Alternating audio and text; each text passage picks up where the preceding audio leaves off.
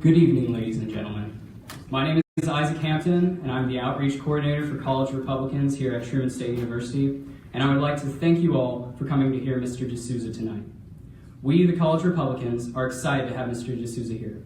Before I introduce him, the College Republicans would like to thank all the organizations that help sponsor this event. The Funds Allotment Council is a student-run body that helps Truman students bring speakers and events to campus. If you're a part of a student organization and you would like to receive funding for an event like this, be sure to apply through FAC. We'd also like to thank Young America's Foundation for everything they have done.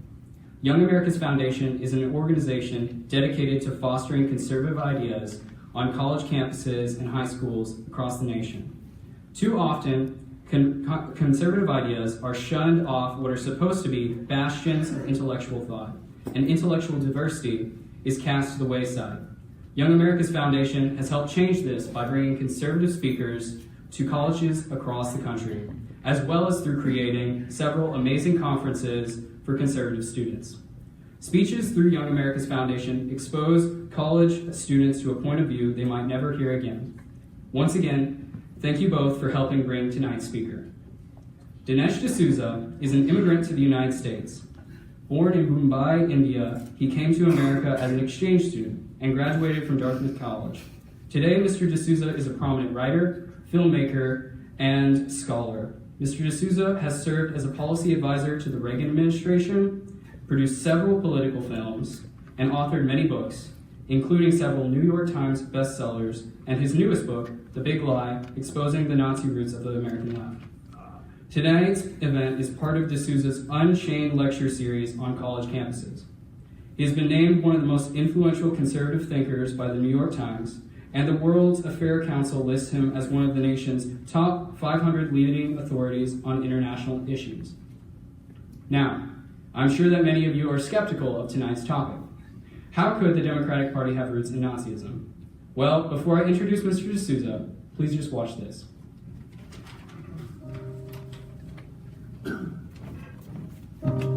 He's a man of a searching and versatile intellect. He is a man who can bridge cultures and understands history and scholarship and politics and theology and philosophy. My guest this week is an author, a filmmaker, a former policy advisor to Ronald Reagan. Mr. Dinesh D'Souza.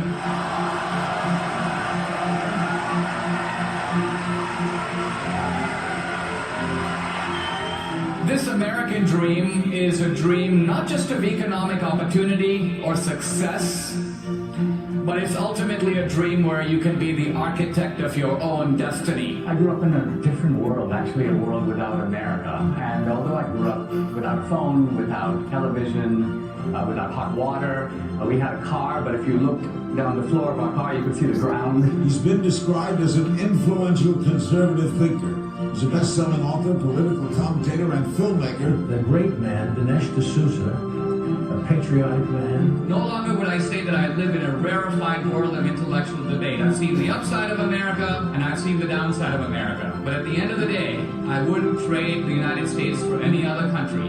At the end of the day, my enthusiasm for American government may have dimmed, but my enthusiasm for this country burns brighter than ever. Thank you very much.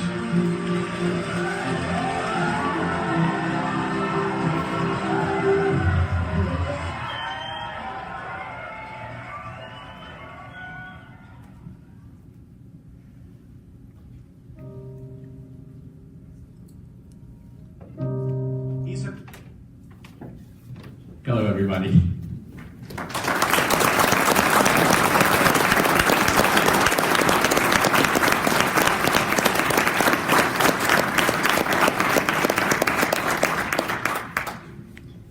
I'm very pleased to be here.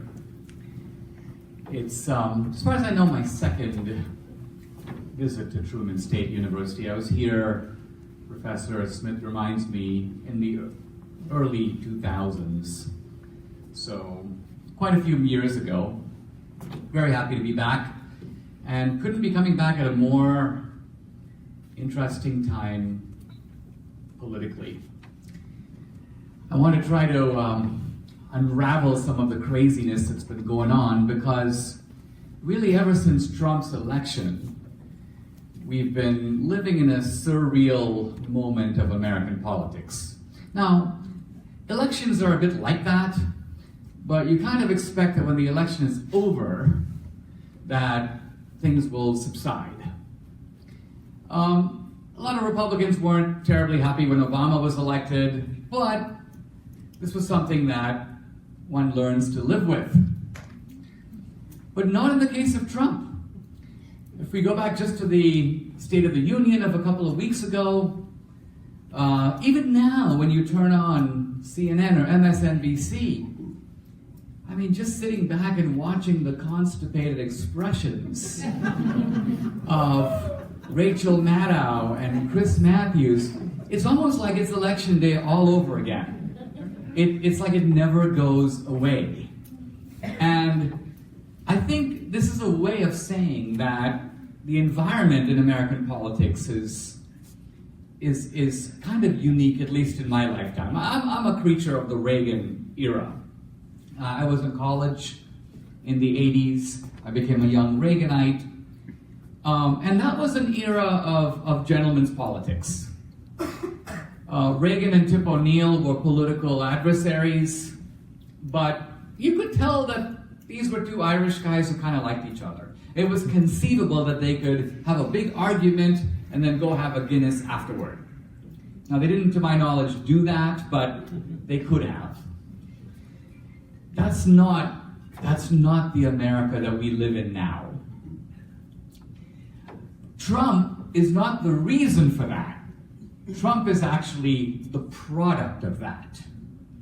Another way to look at it is that Republicans, for almost 2 decades, have been trying to nominate really nice, squeaky clean characters, kind of like Romney, only to discover that these squeaky clean characters, however clean they might be, within 15 minutes of attack by the left, begin to look like Lucifer. And part of the reason for that is not because they are bad guys, but because they are somewhat invertebrate. And so when the left grabs Romney and shoves him up against the wall and says, "You made $14 million last year," poor Romney begins to beg, apologize, excuse himself, and so on. He has to explain. Now, notice that Trump has a lot more money than Romney. But no one has accused Trump of being a rich guy. Why? Because it never works. If you call him a rich guy, he sits you down to explain to you that he's even richer than you thought. So it's totally ineffective. So a lot of Republicans and conservatives sat back and said, we've kind of tried the Romney thing. We actually need somebody who's kind of a tough guy. The Clintons are at least distant relatives of the Corleone family. And we sort of need a kind of boss on our side who can not only throw a punch, but take a punch. So here's Trump. Trump's very different than Reagan, by the way. Reagan would focus on a couple of things. Reagan's view was that you can't change the world in 30 ways, even if you're the president. You can change it in maybe 2 or 3 ways. So let's focus on the Soviet Union and inflation and taxes. And that's pretty much it. We'll kind of let everything else go. These are our priorities. Not Trump. I mean, this guy is active on all fronts. So he's pulling out of the trade pact. He's trying to modify Obamacare. He's pushing through tax reform. He's saving the court. But at the same time, he's whacking Meryl Streep over here and swatting Saturday Night Live over there. He's taken on low-rating CNN. In other words, this guy is fighting not just on the political front, but also on the cultural front. On both. And so far, just 1 year into his presidency, you'd have to say that he is proving to be a consequential president, for better or worse. talk about is the fact that we have been encountering all these important issues along the way, but none of them are really being debated. We didn't have a debate about the Supreme Court. We haven't had a real debate about healthcare reform. We had just the smatterings of a debate over tax reform. Now, why is this? The reason for it is that the waters have been polluted from the beginning. From the moment of Trump's election, actually even before, his critics have been in sort of fever mode. And they have been unleashing the most incendiary accusations that you can even make in American politics. In fact, that you can make in Western civilization. So the first one is the race card. Trump is a bigot. Trump is racist. And not only is Trump a racist, the Republican Party is racist. The Republican Party is the party of racism, and it has been. And that charge is incendiary enough, but it is not new. It was made to some degree. The race card has been played before. It was played to some degree against Reagan. It was played against Bush. And it's played partly because it works. Republicans go into a sort of total defensive mode and say things like, let's talk about something else. Or sometimes they even plead guilty. There was a guy, head of the RNC, Ken Melman. He was going to black churches in the 90s, apologizing for the racist history of the Republican Party. So this is what I call internalizing the big lie. In other words, somebody accuses you of something. It's like your neighbor comes to you and accuses you of robbing his house. You didn't do it, but if he can convince you not only that you did it, but you go around pleading guilty and apologizing for it, that would be quite an accomplishment on his part. To convince you who is not guilty that you're guilty. That's the race card. With Trump, we've got a second card, which is, if anything, even more explosive than the race card, the fascism card. Trump isn't just a racist, he's a fascist. And once again, the Republican Party is the neo-Nazi party. The conservatives are the party of fascism. Why? Because we all know that fascism and Nazism are right-wing. They're on the right. Now, this is actually what I want to focus on this evening. I want to talk about the race card and the fascism card. And I don't just want to talk about Trump. I want to actually examine the broader phenomenon of our racism and fascism phenomena of the left or of the right. In other words, I want to examine big lies that long predate Trump. By the way, the notion that racism is a phenomenon of the Republican Party, of the right. This big lie, and we'll get to whether it's a big lie or not, but this big lie was concocted in the 1960s. So it goes back over 50 years. For 50 years, we've been hearing, and it's been in our textbooks, and we hear it on the media, it's in the History Channel. The Democrats did the civil rights movement. They're the party of emancipation. The Republicans are the party of racism. Trump is only the icing on that cake. The big lie about fascism, that fascism is a phenomenon of the right, dates back to 1945. Interestingly, before 1945, no one said that fascism was on the right. The fascists didn't say it, and neither did the anti-fascists. Fascism was always recognized to be someplace else. But after 1945, suddenly it was discovered that fascism is on the right. Now, these big lies, as I call them, are extremely interesting to me because they become conventional wisdom. And you have to ask yourself, and I've had to ask myself, if what I'm saying is true, how come the conventional wisdom is the exact opposite? So how does conventional wisdom get formed? How do people, have you asked yourself, how do I know something is true? Something that happened when I wasn't there. How do I know it to be true? Now, the reason we know these things to be true is because we hear them from three different sources. We hear them in academia. So a professor told me, I saw it in a textbook, I learned it in high school. That's one way, that's academia. We hear it through the media, and then we hear it through the world of entertainment, which is to say Hollywood or Broadway. I saw it in a movie. I saw Spielberg's Lincoln.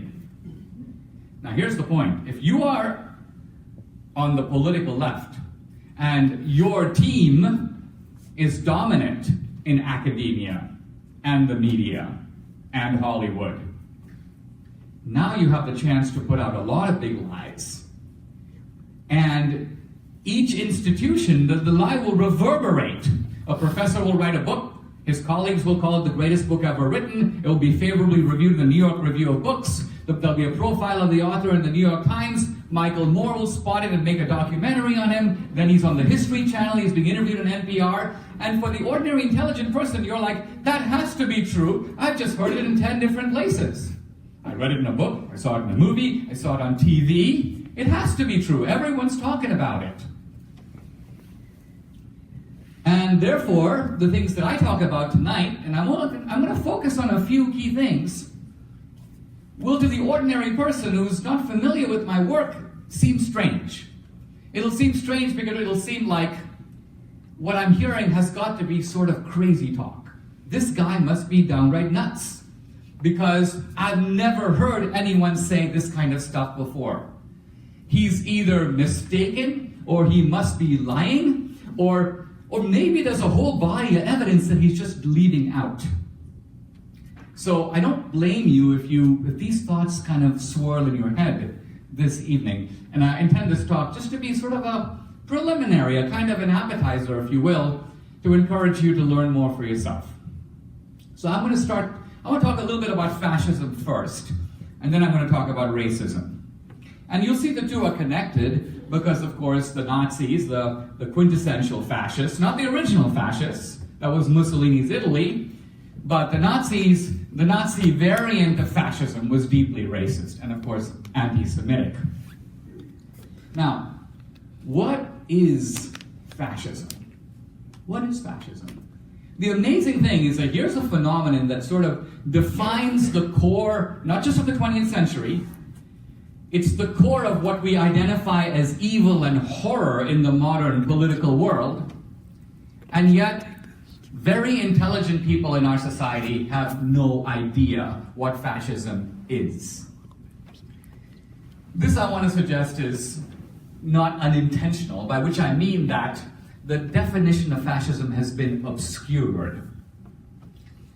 Fascism is now said to be all kinds of things that it obviously can't be. Let's take some examples. Trump is a fascist because he's an ultra-nationalist. Trump wants to make America great again. Well, didn't Hitler want to make Germany great again? You hear this kind of thing. This is sort of like straight out of Rachel Maddow. Now, if you step back and think about it, you think, yeah, Trump is a nationalist, but so was Gandhi in India, so was Mandela in South Africa, so was Fidel Castro in Cuba, so were all the anti-colonial leaders, so was Winston Churchill, so was de Gaulle in France, so was Abraham Lincoln, so were the American founders. So were these people all fascists? It makes no sense. So clearly nationalism, although it is a descriptive element of fascism, is not getting to the core of it. In fact, nationalism can be found just as easily on the left as on the right, as my examples show.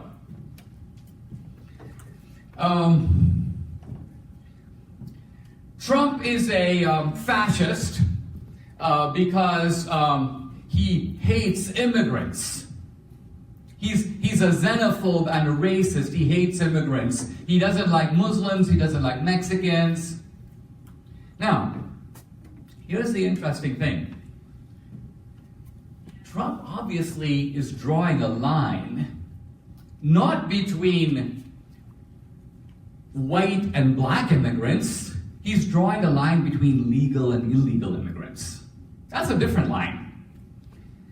Remember that most legal immigrants to this country are non-white. They don't come from Europe, they come from Asia, Africa, South America. And in fact, Trump, in a famous conversation with Steve Bannon, said, and I think Bannon disagreed, but Trump said, if we have an Indian guy who's overstayed his visa, but he's a Silicon Valley guy who's good for our economy, don't you think, Steve, that we should keep him here? And Bannon was hesitant. But to Trump, it was obvious that the answer was yes. In other words, Trump wants immigrants who, in his view, make America better, that America wants, that America needs. Remember, the line in Germany was not between immigrants and natives. The Jews were Germans. Hitler's line was inside of Germany, between, you may say, two types of Germans. So, right away, these kind of easy attributions and definitions of fascism, you realize they don't really seem to really work. The true meaning of fascism, well, the word fascism simply refers to a bundle of sticks bound tightly together. And what fascism means is collectivism, the group over the individual. The original fascist regime, as I mentioned a moment ago, wasn't Hitler, it was Mussolini. Mussolini was the most famous Marxist in Italy, a left-winger. Mussolini edited the Socialist Party newspaper called Avanti. And Mussolini was a pal of none other than Lenin. When Mussolini founded the fascist party in Italy, Lenin sends a telegram of congratulations. Why? Because he recognizes Mussolini as a fellow leftist revolutionary, like him.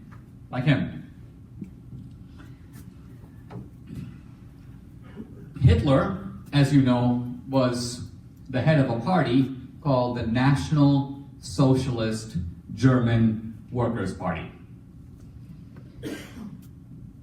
Interestingly, today we have a definition of fascism that has worked really hard since 1945 to take the socialism out of National Socialism, to kind of imply that Hitler wasn't really a socialist, that the socialism was sort of a posture or a fake.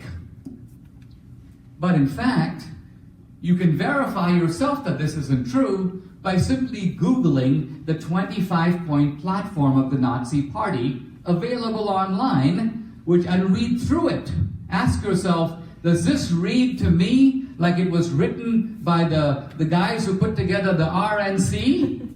Or does this look like Elizabeth Warren and Bernie Sanders sitting together in a room typing this stuff out?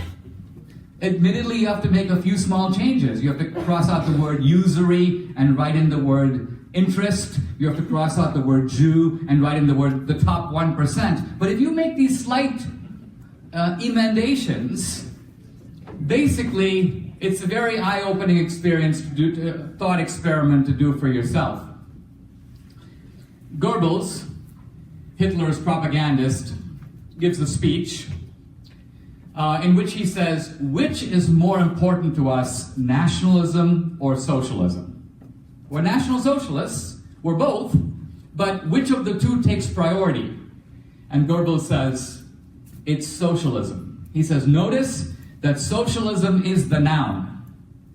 National is the adjective. National just tells you what type of socialists we are.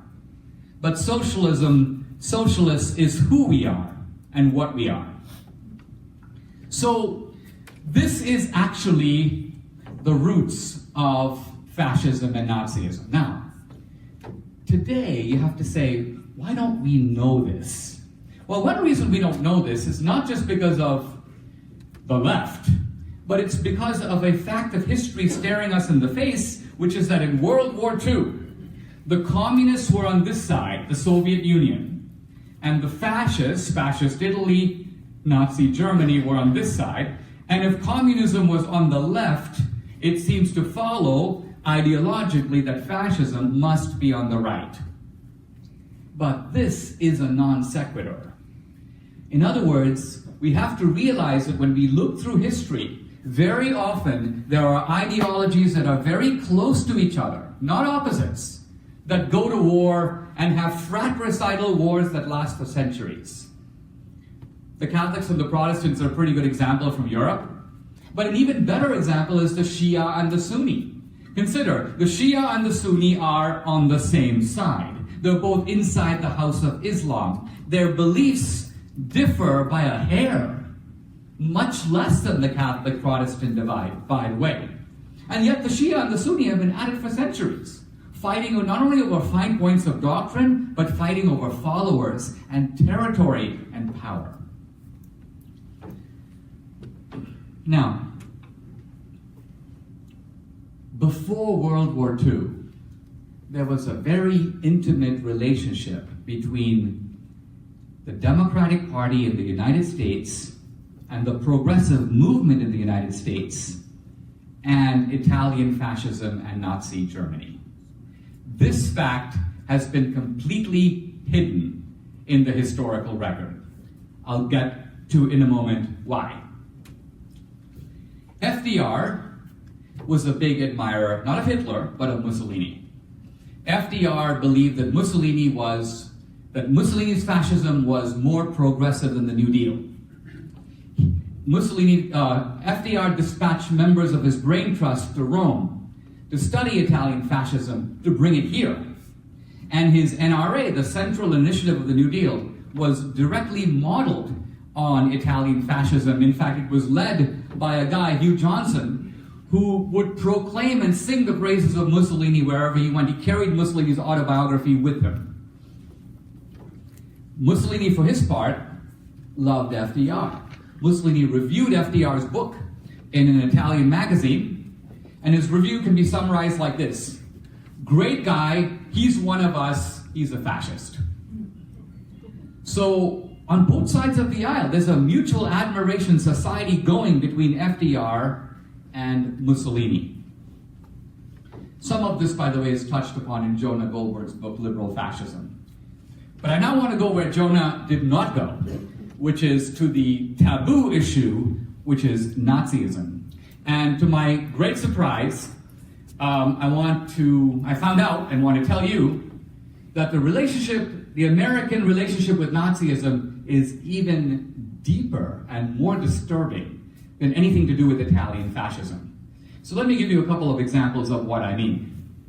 In 1935, the senior Nazis gathered together to write the Nuremberg laws. These are the infamous laws that make Jews into second-class citizens. And the Nuremberg laws basically kind of an antecedent to the Holocaust, a prelude to the Holocaust. But the Nuremberg laws do three things. One, no intermarriage between Jews and Germans. No intermarriage between Jews and other Germans. Two, confiscation of Jewish property or state-sponsored discrimination. Three, the segregation of Jews into ghettos and separate neighborhoods. Three things. Now, here are the Nazis, and imagine the scene. It's the meetings of the Nazi Justice Department. All the leading Nazis are there, the head of the People's Court, and so on. And they have a stenographer present because, as the Justice Minister declares, he says, "We are creating here and now the world's first racist state." It's very strange to think about this, but he thought this was like fantastic. So he wanted it to be noted for history. And as the meeting begins, one of the Nazis sheepishly puts his hand up and says, "I studied in America, and I'm very sorry to tell you, gentlemen, you cannot start the world's first racist state because the Democratic Party in the United States has already done this." And the Nazis look at each other and they go, "What?" And this guy says, "No, I studied in Arkansas, and throughout the American South, the Democratic Party has passed miscegenation laws, state-sponsored discrimination laws, and Jim Crow laws." Now we got to pause here for a minute because not only are we moving into strange territory, but I have to pause to tell you this. Why would a Nazi blame this on the Democratic Party? Why would he not say the South? Why would he not say America? The reason is the Nazis know something that happens to be true, but that has been suppressed in every American history book. And that is that every segregation law in the United States Every segregation law in the South from the 1880s to the 1960s was passed by a Democratic legislature, signed by a Democratic governor, and enforced by Democratic officials. There is no exception to this rule. This is a fact. But it is a fact that progressive historiography has hidden. Hidden not just by disguising it, but by foisting the blame on the South, or America, or the white man. Everyone did it except the Democratic Party, which actually did it. But the Nazis knew this. And so, the Nazis adjourned the meeting. They assign this guy with the task of writing a report and studying the American laws, the democratic laws. And so what I'm about to tell you is that the Nazis reconvene, and what we now know as the Nuremberg Laws is lifted from the blueprints of the democratic South. In other words, the Nazis basically crossed out the word black, wrote in the word Jew, and were off to the races. Now, this is all disturbing in and of itself, but there's one little tidbit that's worth knowing because it's sort of the most ironic and creepy of all. And that is, in the middle of this debate, by the way, we have the transcripts of the debate, so what I'm telling you about is indisputable fact. In the transcripts of the debate, the Nazis raise a very interesting question. Who is a Jew? Now, if you think about it, this is a kind of a difficult question because of intermarriage. There are Jews who are practicing and Jews who are not. There are secular Jews. There are Jews who are 1/6 or 1/8 Jewish, and so the Nazis had to figure out who qualifies to be a Jew, to be discriminated against in this way. And naturally, they turn to the Nazi in America and say, how did the Democrats do it? And this guy goes, the Democrats have totally figured it out. He goes, the Democrats have something called the one-drop rule. The one-drop rule has defined segregation law for 80 years. And he goes, the beauty of the one-drop rule is we don't admit any partial mixtures. If some person has one drop, theoretically, of black blood, any discernible trace of black ancestry, they're black. Beautiful solution. But here's where the plot gets really interesting. The Nazis look at each other, and according to the transcripts of the meeting, the Nazis say to each other, that's too racist even for us. The Nazis decide that this is too much. They can't possibly go with the one-drop rule, and in fact, the Nuremberg Laws, as adopted in 1935, in order to be Jewish, you have to have 3 Jewish grandparents. There's some other rigmarole in there, but the bottom line of it is the Nazis took a softer line on who is a Jew than their democratic counterparts did on the racial issue here in this country. That's example number 1. I don't want to belabor this. There are 3 important lessons the Nazis got directly from progressives or from the Democratic Party. The Nazi sterilization laws of 1933 and the Nazi euthanasia laws of 1935. Again, lifted almost verbatim from models supplied by progressive eugenics in the United States. And this history is right in front of our eyes. There's a lot more of it, but I've given you a hint of where I'm going with all this. Now, you might ask yourself, I'm at Truman State. I'm a really smart guy. I've read a lot. I know about World War II.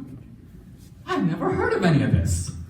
I thought Hitler was over there doing his crazy-ass stuff. I had no idea he's getting it from here.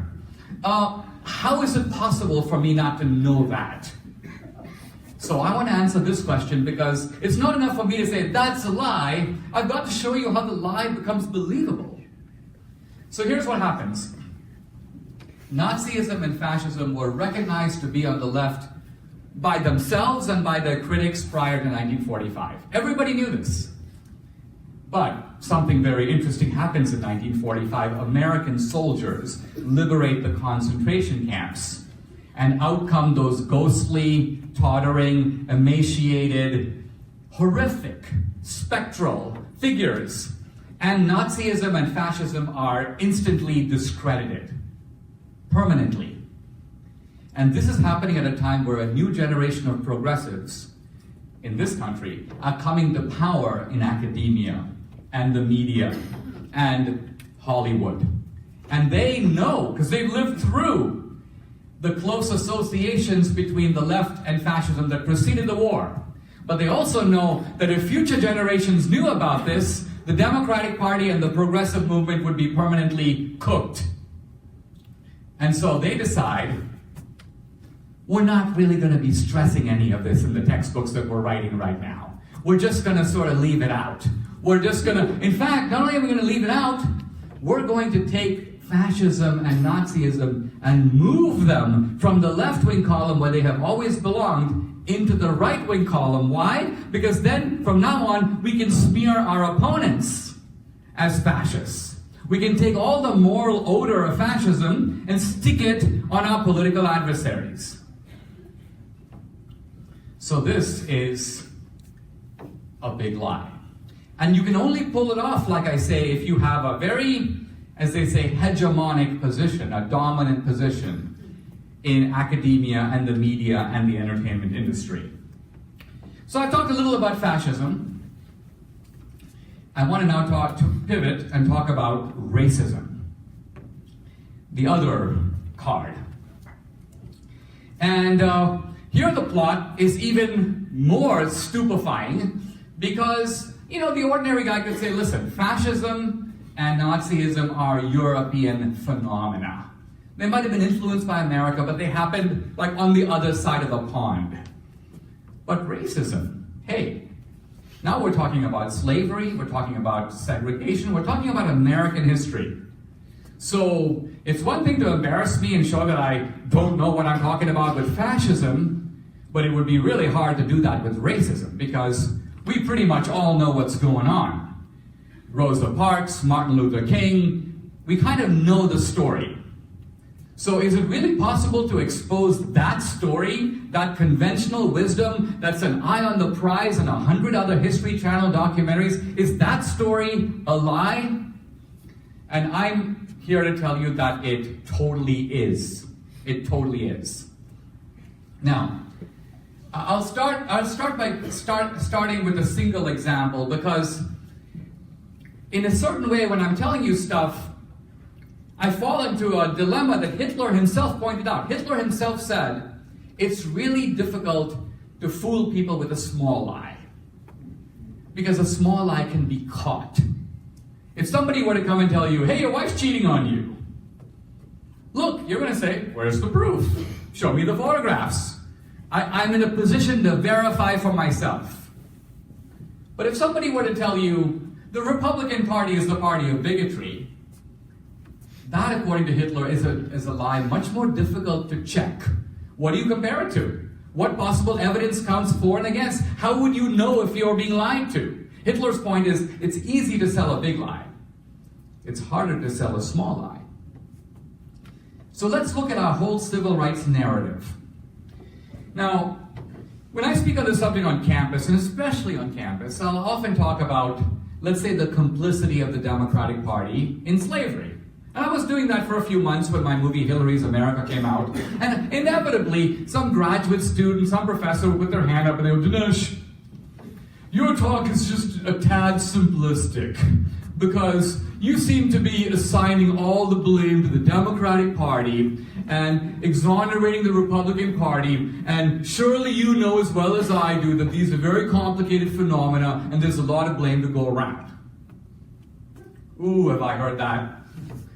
And that to me is the kind of squid-like cloud of rhetoric that is just begging for the kind of arrow that only I specialize in delivering. And so I thought to myself, I really need to pin this up against the wall. I need to challenge this in a very factual, verifiable way. And so, in the movie Hillary's America last year, I made in the movie the following statement. I said, in 1860, the year before the Civil War, no Republican owned a slave. Now notice I didn't say no Republican leader owned slaves. I said no Republican in the United States owned a slave. All the slaves in the entire country, all 4 million of them, were owned by Democrats. Now this is crushing. If true, if true. It's kind of like my atheist friend, when he first read the Bible, he wrote the annotation, important if true. Important if true. And similarly, you could say what I just told you, important if true. The beauty of the statement is that it's not a squid like cloud. It's a scientific statement in the sense that it's very easily refutable. All you have to do is give me the names of 3 Republicans who owned slaves, and I would have to take it back. But I want to tell you that to this day, more than 1 year later, despite intensive efforts, not a single valid counterexample has been produced. Now, one guy, PhD student, wrote me about 6 months ago. He goes, Dinesh, I gotcha. Ulysses S. Grant inherited a slave, one slave, on his wife's side. And I said, that was a near touche. It's a near touche because the fact itself is true, but it doesn't really work because at the time this happened, Ulysses S. Grant was a Democrat. Only later did he move into the Republican Party. So even this single counterexample doesn't really work. Now, the reason I give you the example at all is because this statement that I just made, that no Republican owned a slave, this statement does not appear in any textbook, elementary, secondary, high school, or college, to my knowledge. This statement, to my knowledge, has never appeared in any article written by anyone on any side of the political spectrum. It has never been quoted or stated in the History Channel or any other documentary other than mine. I actually came up with it. But this seems unbelievable because a fact so significant, you think, would, if true, be a very important part of the debate. The slavery debate, it turns out, was not a debate in which there was plenty of blame to go. It was a straight-out debate between the pro-slavery Democratic Party and the anti-slavery Republican Party. Now, people say, well, what about the North-South? The secession debate was between the North and the South, but not the slavery debate. The slavery debate, the Northern Democrats as vigorously defended slavery as the Southern Democrats. And when Lincoln identified what in effect he called the 4 horsemen of the apocalypse, he didn't use the apocalypse term, but he mentioned the 4 bad guys promoting slavery. He named Roger Taney, the head of the Supreme Court, a Southerner, Democrat from Maryland. He mentioned Franklin Pierce, the former president from New Hampshire. He mentioned Buchanan, the sitting president from Pennsylvania. And he mentioned Stephen Douglas, his debating rival from Illinois. Notice that 3 of the 4 are from the North. 3 of the 4 horsemen of the pro-slavery apocalypse were Northern Democrats. So the whole notion that it's the South, this is part of the big lie itself.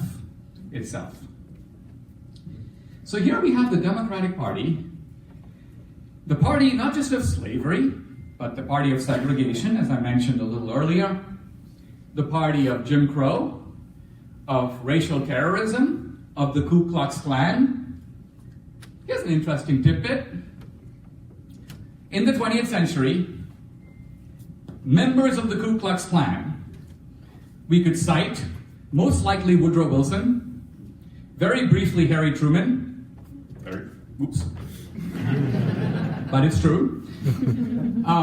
Very probably LBJ. It's just come out in the JFK files, documents by Brannigan, an FBI agent, that younger in his career, young LBJ was in the Ku Klux Klan. Notice that Hugo Black, Democratic appointee of the Supreme Court, FDR, longtime KKK member, Robert Byrd was in the Klan. Now, there's no equivalent of this in the Republican Party, not even close. That's why the media always focuses on this one guy. Oh, what about David Duke? If you made a list of the 100 Grand Cyclopses, Imperial Wizards, and Grand Dragons of the Ku Klux Klan, 95% of them would be Democrats. The David Duke decoy is intended to divert attention from that simple, crushing fact. So now we have a really interesting situation. The Democratic Party, which did all these horrors of American history, is figured out a way to project the blame onto the other side, and the guys who have poisoned the waters are showing up as the water commissioner to fix the problem. I mean, think, how is this possible? How can somebody pull this off? This is like Charles Manson convincing the cops that they did it. And he's there to set them straight. But this is in fact what the left argues. The left basically says, don't you know, Dinesh? The parties switched platforms. There was a big switch. The Republicans became Democrats, the Democrats became Republicans. Now, first of all, think about this. I mean, if this happened, it would be unbelievable. It wouldn't exactly be like, you know, Dinesh, in 1972, the cops all became robbers, and the robbers all became cops. May seem strange, but it did happen. I'm like, really? How did it happen? Now, I just want to focus on this narrative for a moment, because it's actually very important. The basic idea here is called Nixon's Southern Strategy. Allegedly, Richard Nixon, Tricky Dick, decided that he would become president by courting the racist vote in the South. And Nixon convinced the Southern racists, the so-called Dixiecrats, to become Republicans. So even if the parties didn't switch platforms, yeah, the racist camp of the Democratic Party moved over into the Republican Party, and so yes, the Republican Party now has that legacy. Regardless of what the Democrats did then, the Republicans are the party of racism now. Now, this Southern strategy, as I say, has become like conventional wisdom. And it's promoted by some important progressive scholars, Dan Carter, the blacks, and so on. But as you start looking at it, you begin to realize right away, it's a little fishy. So Nixon supposedly had this Southern racist strategy. So my question now is, what is an example of a racist campaign statement by Richard Nixon? It turns out there are none. There is not a single, you may say, indisputable example. You'll find things in the books by the blacks and Carter that go like this. Well, Nixon in 1972 said the Democratic Party is the party of acid, amnesty, and abortion. Code words for racism we all know. Acid refers to drugs. That's the anti-war movement. These are the hippies. Amnesty refers to draft dodgers. People trying to go to Canada, mostly white guys. Abortion, Roe versus Wade. There's nothing racist about this at all. This is Nixon basically responding to the tumultuous anti-war Vietnam movement of the 60s. Now, I have to admit, or qualify this statement by saying that from the Watergate tapes, if you go to the Nixon library and listen to them, in private, Nixon was kind of a racist. In fact, Nixon was more than a racist, he was an ecumenical racist, he was a Catholic racist, he hated everybody. He didn't like the Irish, he didn't like the Jews, he didn't like Ivy Leaguers. He'd say things like, Henry, how many Ivy Leaguers are on a State Department list? I don't want so many Ivy Leaguers invited to my parties. This is Nixon. But because Nixon was so Machiavellian in public, it was very different. Nixon was very calculated about what he said. And so there is no racist appeal to the South. And who won the Deep South? Nixon? No. George Wallace. George Wallace took all the major deep southern states in 1968. Now, Nixon had a strategy, and Nixon's strategy was not to go after the racist South, but to go after the non-racist South. In other words, Nixon's strategy was to target what he called the peripheral South, which is to say to target the cities in the South, which actually were more urban, more industrial, more upwardly mobile. And Nixon's idea was that the Republican messages of capitalism, anti-communism, would resonate in Florida, in North Carolina. They would resonate not in Mississippi and Alabama, but they would resonate in what is the upper or peripheral South. And in fact, in 1968, Nixon took the peripheral South and lost the Deep South. Now, the ultimate way to check all this out, did Nixon convince the Dixiecrat racists to become Republicans, is simply to ask this question. Did they? Did they? I've made a list of about 200 leading Dixiecrats. Now, by Dixiecrats, we're talking about prominent senators, congressmen, and governors who voted against the Civil Rights Act of 1964 or earlier defected with Strom Thurmond to join the Dixiecrat breakaway party. So we have about 200 guys. And we simply count how many of these Democratic racists became Republicans. And the answer, one guy. One guy. Strom Thurmond. He was a Dixiecrat. He became a Republican, senator from South Carolina. He's the only one. Every other Dixiecrat lived and died in the Democratic Party and was often eulogized for it and has buildings named for them as a result. The Russell Building, for example, in Washington, D.C., and half of West Virginia is named after Robert Byrd. Now you notice that these Antifa guys, these Black Lives Matter guys, they're not in West Virginia pulling down the Robert Byrd Medical Center. They're not demanding that be, they don't want to rename Robert Byrd Street, Robert Byrd Highway, Robert Byrd this, Notice that this Ku Klux Klansman is completely protected. If you go to Chicago, there's a tall monument to Stephen Douglas. Stephen Douglas was the presidential candidate defeated by Abraham Lincoln in 1860. One of the four horsemen of the pro-slavery apocalypse. He's got a big monument. No one's touching it.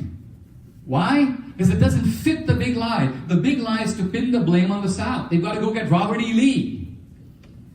But Ku Klux Klan guys who have been around in the 20th century are exempt, are seemingly immune. Let me bring this, I want to open the door for questions, and so I'll bring this to a close. It seems to me ultimately we're debating Trump, is Trump this, is Trump that? But really the bigger question that we're discussing, and it's perfect to discuss it here on a campus, is what is truth? Is education really selling me a bunch of stories and lies and spun narratives? Or am I actually getting exposure to what really happened, and am I in a position to make critical determinations about what's right, what's wrong, and where the blame really lies? Lots of people today talk about fake news. I like to talk about fake history, fake scholarship. Because to me, the big lies are not the narrative. The thing in Benghazi was due to a video. Small lie. If you want to keep your doctor, you can keep him. Small lie. But the bigger lies are lies that are not about one thing. They tell whole stories about our history. And they frame our moral framework in thinking about all that. So I want to leave you with the thought that it seems to me ultimately we're in a very exciting and entertaining moment in American politics. We should be involved. We should watch with interest. But even more, we should turn the camera on ourselves. The beauty of living today is you can check things out. So I tell you stuff, you go, wow, can that really be true? The beauty of it is you can check it out yourself. And very quickly, you can Google number of Dixiecrats, Dixiecrat racists who became Republicans. Check out the answer. It's not like the answer was a subject of debate. It's not that I'm giving you my opinion and some other guy has another opinion. No, there are no opinions. There's just one guy. So, ultimately, I want to leave you with the thought that I think that this is not just about political enlightenment, but about opening your mind, the opening of the American mind. And that, I think, will help make not only America a better place, but also the university. Thank you very much.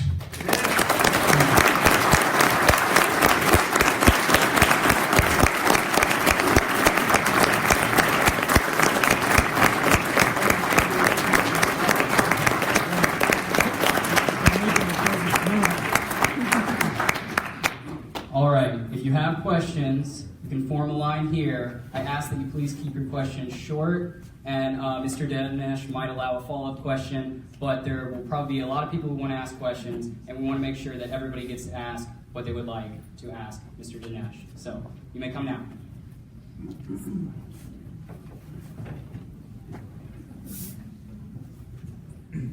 Oh, okay. So, let's say the Democratic Party has roots in fascism, as you stated. Nobody's disputing that the Southern strategy, Democrats were a more bigoted party, generally. But by the way, Mississippi did give Republicans only about a quarter of the vote in 60, but then 85% of the vote 64. Does that in any way change the current policies of Republicans and how neo-Nazis and neo-Confederates happen to be marching for the Republican Party now, based on the thought experiment that maybe liberals were fascists once upon a time? And I would dispute conflating liberalism with being a Democrat, because Teddy Roosevelt was a progressive and he was a Republican. Yes. In the early 20th century, the progressive movement drew on both a strain of the Republican Party and the Democratic Party. Notice that Teddy Roosevelt, when he became a progressive, had left the Republican Party. He joined the so-called Bull Moose Party. And yes, the election of 1912 between Teddy Roosevelt and Wilson was between two progressives. And Wilson won it. Now, 1964 is a very strange situation for the reason I'm about to tell you. In 1964, the Republican Party nominated Barry Goldwater. Now, Barry Goldwater was, maybe unlike Nixon, not a racist. Barry Goldwater is the co-founder of the Arizona NAACP. Barry Goldwater was very active in desegregating the schools in Phoenix. Barry Goldwater was actually a very decent guy. But Barry Goldwater also happened to be a libertarian. And libertarians believed that the role of the government should be kept as limited as possible. So when the Civil Rights Act of 1964 was written in a way to prohibit not just state-sponsored discrimination, but private discrimination. Basically, the Civil Rights Act said that if you have more than a certain number of employees, it didn't matter if you ran a barbecue shop, didn't matter if you ran a company, you could not discriminate. It outlawed private discrimination. So Barry Goldwater, on libertarian grounds, not because he was a racist. He had actually voted for the Civil Rights Act of 57 and the Civil Rights Act of 1960, but he voted against the Civil Rights Act of 1964 for the reason I just gave you. Now, amazingly, even though Goldwater had no racist motive, he won several Deep South states as a result of voting against the Civil Rights Act. Now, here's the interesting thing. When Nixon came along in 68, he realized that Barry Goldwater had won only the Deep South and his home state of Arizona, and lost the whole country. This is at a time when, remember, the Republican Party's base was in the Northeast. Nixon easily won California, Nixon won New Hampshire, so Nixon realized, I can't do Barry Goldwater. I don't want the Deep South, and I don't want to lose my own base, so Nixon's strategy was the opposite of Goldwater's. Nixon did not campaign for the Deep South vote, he let Wallace take it.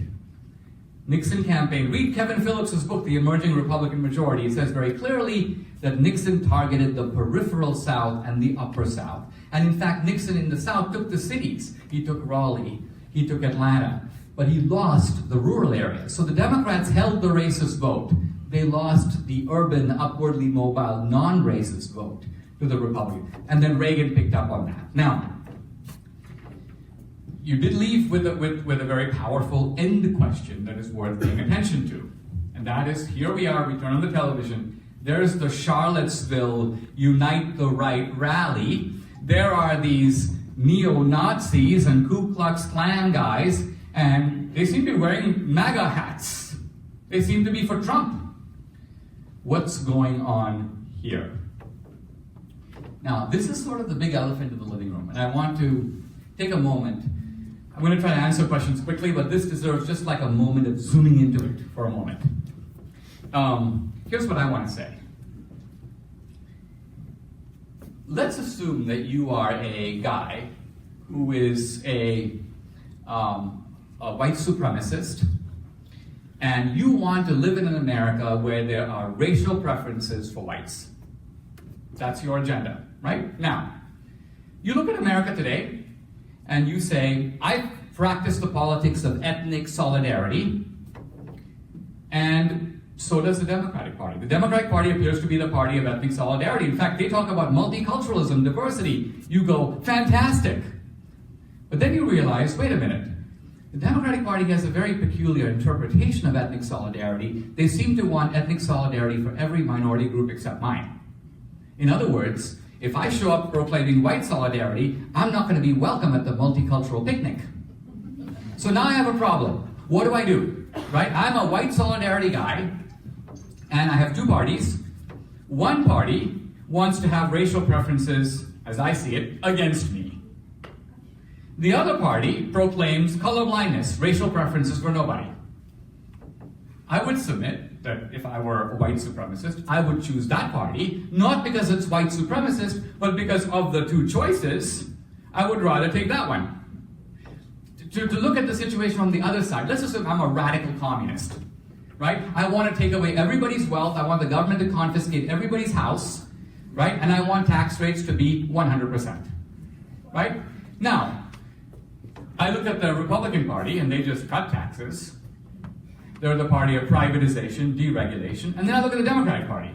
And the Democratic Party is not communist. They don't want to take everybody's house, but they would like, if they could, to lift the top tax rate, let's say from 39% to 50%. If they had their way, they would do that. So I would vote for the Democratic candidate, not because the Democratic Party is communist, but because of the two choices available. Since I don't have my guy in my horse in the race, I'm going to pick the party that is closer to me, that I can check that box. So that's what I'm saying. This is what I think is going on with these guys today, is that the Democratic Party has morphed. I wouldn't say it's abandoned racism, and we can talk for a long time about what its stance is today. But it clearly isn't racist in the old mode. And these ragtag white supremacists of today, very different, by the way, than those white supremacists of the past. I mean, you look at these neo-Nazis and you say to them, what do you think of the Nazi 25-point platform? They've never heard of it. Most of them are total imbeciles. In fact, I'm pretty convinced that if Hitler had his way, he'd have put them straight to the gas chambers. But nevertheless, they're neo-Nazis. In my movie, which I'm about to release this summer, I have a very telling interview with America's leading white supremacist, Richard Spencer, which I think you'll find very interesting because for the first time you've got a white supremacist who's a smart guy, who actually can say what he thinks. And for the first time white supremacy, which is this amorphous blob, can now be intellectually identified and placed on the spectrum. So that is a preview of things to come. But I hope I've said a few things responsive to what you said. Let's go to the next question. Hi. Earlier in your presentation, you mentioned that fascism was neither Republican nor Democrat. It was outside. I believe, as you said, it was something else.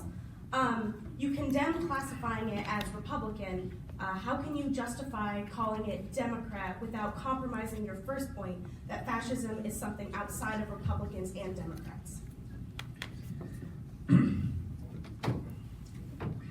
Yes, the fascist ideology was a unique thing unto itself. Just like fascism was a phenomenon of the 20th century, in some ways you could say fascism in its pure sense was crushed in 1945.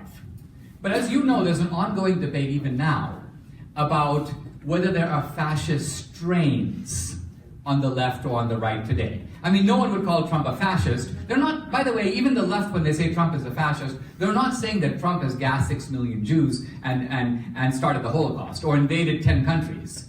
What they're saying is that Trump is like Hitler in 1933, early Hitler. And they're saying, if we don't stop him, a lot of the extreme tactics of the left are based on the idea that we're justified in stopping Trump because he's like Hitler in 1933, and look where that led. So what I'm saying is, yes, pure fascism we can't find today entirely on the right or on the left. But what I am saying is we can find important strains of fascism on the left and none on the right. So take, for example, fascist economics. Okay, what is fascist economics? Fascist economics is a very special type of socialism. It's not the normal type. Normally socialism, when a country becomes socialist, what do? They nationalize industries. The government takes them over. In India, the government takes over the airlines, they take over the energy industry, they nationalize the banks. And the fascists didn't do that. The fascist idea was we keep the private sector, but it's under the thumb of the state. The state tells it what to do. Fascist economics is government control, state-run capitalism is the classic definition. Now, I ask you, is the modern Democratic Party of Obama and Hillary, is it more socialist in the Marxian sense, or is it more fascist? Consider what happens under Obama. The government essentially takes over the banking industry, the investment industry, the healthcare industry, every hospital, every hospice, every doctor, increasingly the energy industry, controlled by the EPA. Now, this is not socialism. We have private health insurance companies, we have private banks, but the government is telling them what to do. The government is telling the hospital, you have to charge this, and you can only offer these services. So this is called fascism. This is fascist economics, state-run capitalism. And similarly, when you use the organs of the state, the FBI, the IRS, against your opponents, that's pure fascism. I'm not even concerned about dumb Antifa. Oh, I'm going to come out of my mom's basement. Where's my bike lock? Where's my black outfit? I mean, this? No. These people are clowns. Now, I'm a little more scared of the mayor of Berkeley, Jesse Aragon, because he can call the cops off. So he's a guy in a position of authority. He's a much more dangerous man than the guy on the street. So what I'm saying is the fascism of the institutions, more problematic than the fascism of the street. Okay, next question. I'd like to know your thoughts on, if he was alive today, you referenced him earlier, what you think Joseph Goebbels would consider about our media today and the way they spin and sell some ideas, and a lot of them that aren't necessarily true.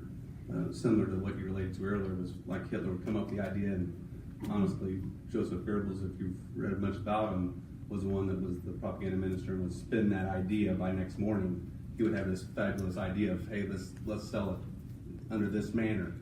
And you know, we find it, I find it similar to a lot of today's media outlets where they try to sell an idea that's maybe not fact, but if you, like we said earlier, if you do it 10 points across the board, by tonight's dinner table, you've already thought, hey, that could be true.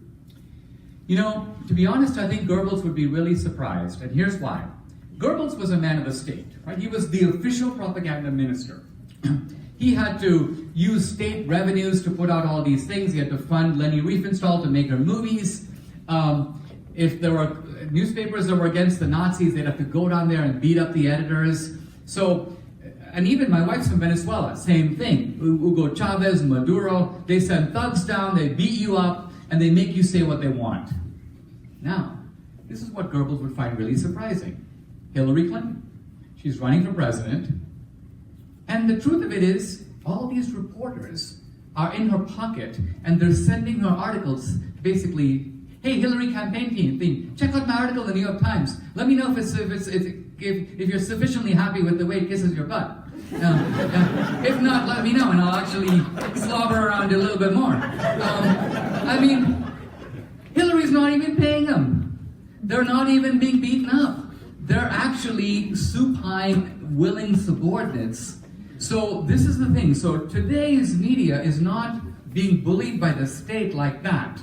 It's more like a flying formation of like-minded people, like a flock of birds who are moving in the same direction, cooperating with one another. It's not a conspiracy. It's simply they're all on the same team. I think Goebbels would find that remarkable, that you could pull that off. It would be that easy, what you're saying. Yes, he would think it would require force Right. to be able to manage it. Okay, next question. I might not get together a sentence here. Oh, is this picking up? Yeah, I can hear you. Hello.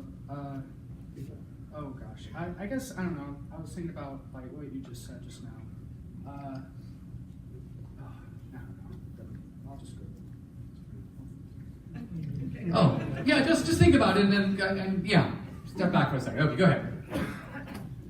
So, as a conservative, you advocate for a combination of free market economics and a code of virtues and morality. I was just curious what these virtues would be based on in your utopian conservative society.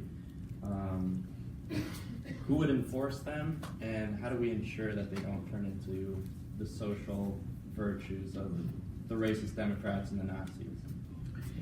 Very good question. So the answer would be yes, we would have free market economic policies. Now, I'm not against the idea of a safety net And so we're not talking about laissez-faire, we're talking about free market policies tempered by a recognition of the government having a basic provision for the truly disadvantaged.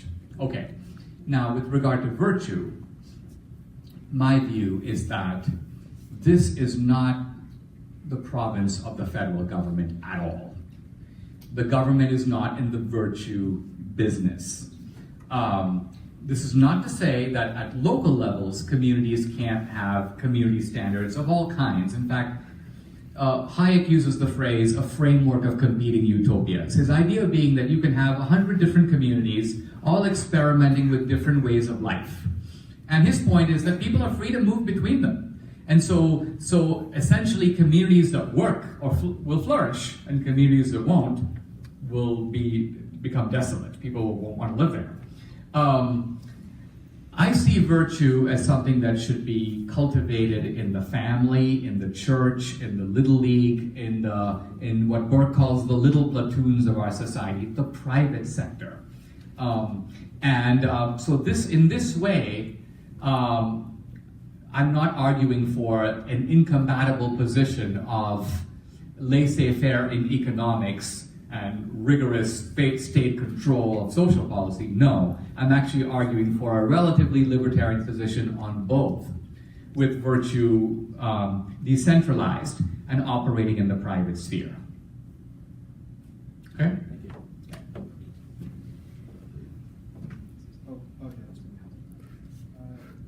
Okay, so yeah, I found your point on choosing, looking at which party has like the racist people behind it and saying like they're wrong because of that. I found that to be a powerful point, but it does kind of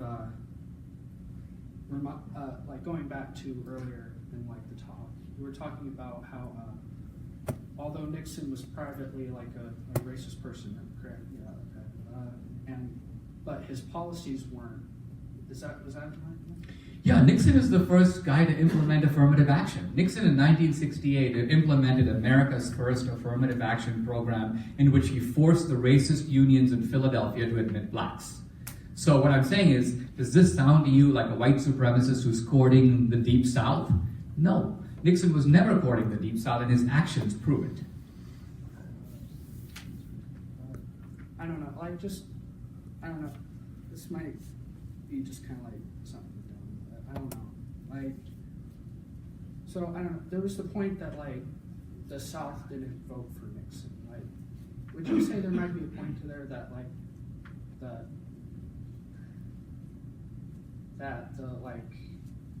okay, so there's like the argument that like Nixon's ideologies are racist. Would you like maybe talk about like how maybe like they were too veiled for those people? The South had been moving into the Republican column long before the Civil Rights Movement. Eisenhower won several, FDR won the entire South. But starting in the 50s, Eisenhower won some southern states. I mentioned how things pivoted with Goldwater, who anomalously won the Deep South.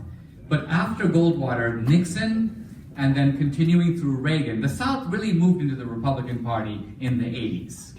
Now, if you think about it, why is that? So let's talk about what Reaganism stood for.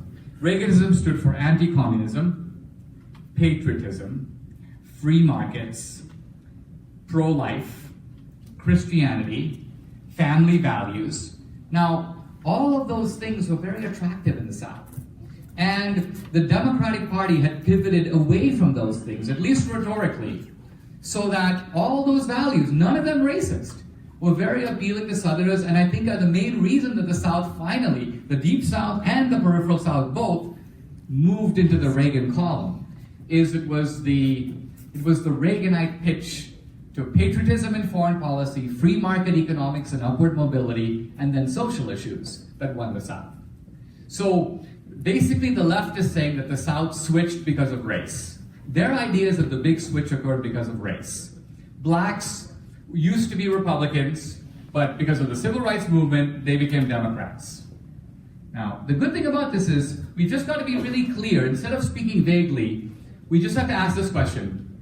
When the blacks move from the Republican Party to the Democratic Party. If the progressive narrative is true, you would expect that that would have happened in the 1960s and 70s. In fact, it happened in the 1930s. FDR, in 1932, got only 1/3 of the black vote. In 1936, he got 70% of the black vote. Blacks moved from the Republican Party into the Democratic Party in 4 years in the 1930s. This had nothing to do with the civil rights movement. The Democratic Party at that time was explicitly the party of segregation and the Klan. So these are the kinds of facts that we use to test our overall theories. We say, if my theory is right, I would expect this, but oops, that's not the case, therefore I must re-examine. And that's what I'm calling on you to do today. Okay, next question. I've identified what I think is a disturbing trend in modern discourse, which is the return of the smear fascist. And I think you've quite correctly identified that the fascist smear and the connotations it carries today have become quite divorced from the classical understanding of fascism. I see this as a disturbing trend because it gives a lot of power to the actual fascists, the white ethno-state nationalists. Because when you apply the smear fascist to people like Donald Trump, who, despite all the fire and fury surrounding him, is not the worst thing ever, it makes the rest of the actual fascists look better by grouping them in with people who are not actual fascists. I would like to see an exit of the term fascist from discourse, because by diluting it, you make the people who self-identify as actual fascists look better than they are. What do you think about that?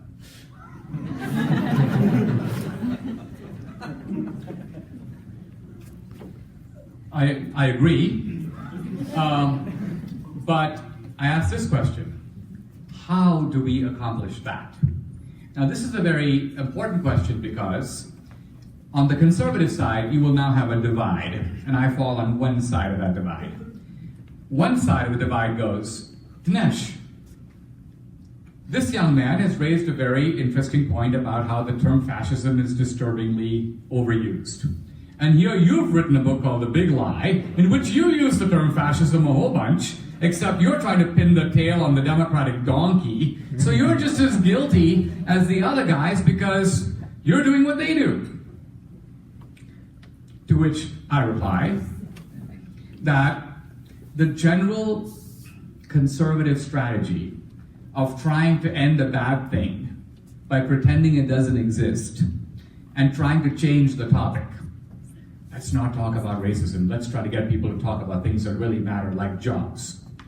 When the left hears this, they go, our race card must be working. Let's turn up the volume. The Republicans want to talk about something else. The importance, the work that I'm doing is aimed at saying, you want to talk about racism? Let's talk about racism. Who are the real racists? Let's make a list of all the lynchings that have occurred in the United States, and let's look to see who actually did them, right? So I'm calling the left on it. Why? Because I'm actually trying to take away the race card because I think it's being used in exactly the way you described. And the same with the fascism card. By throwing light on actual fascism and by looking to see where it actually comes from, at the end of the day, I'm not trying to prove that FDR was a Nazi. No. FDR was actually a very cunning dissembler. He was a very sneaky character. I found no evidence that see, all these other guys are in the Klan. FDR was never in the Klan. When Hugo Black, who was a longtime member of the Klan, was appointed to the Supreme Court, and it blew up only after Black had been already confirmed. FDR pretended like he was shocked. What? This man is in the Ku Klux Klan? Years later, Hugo Black writes in his memoirs, I told FDR I was in the Klan, and FDR told me, no big deal. Some of my best friends are in the Ku Klux Klan. This is all quoted in my book. FDR knew, but he pretended not to. So FDR wasn't a fascist, but FDR would make dirty deals wherever he could with the worst racists in the country. And he did that for political advantage. So, bottom line, I agree with you. I think the question to think about is what is the best way to achieve this kind of rhetorical disarmament, which I'm trying to achieve in my own way.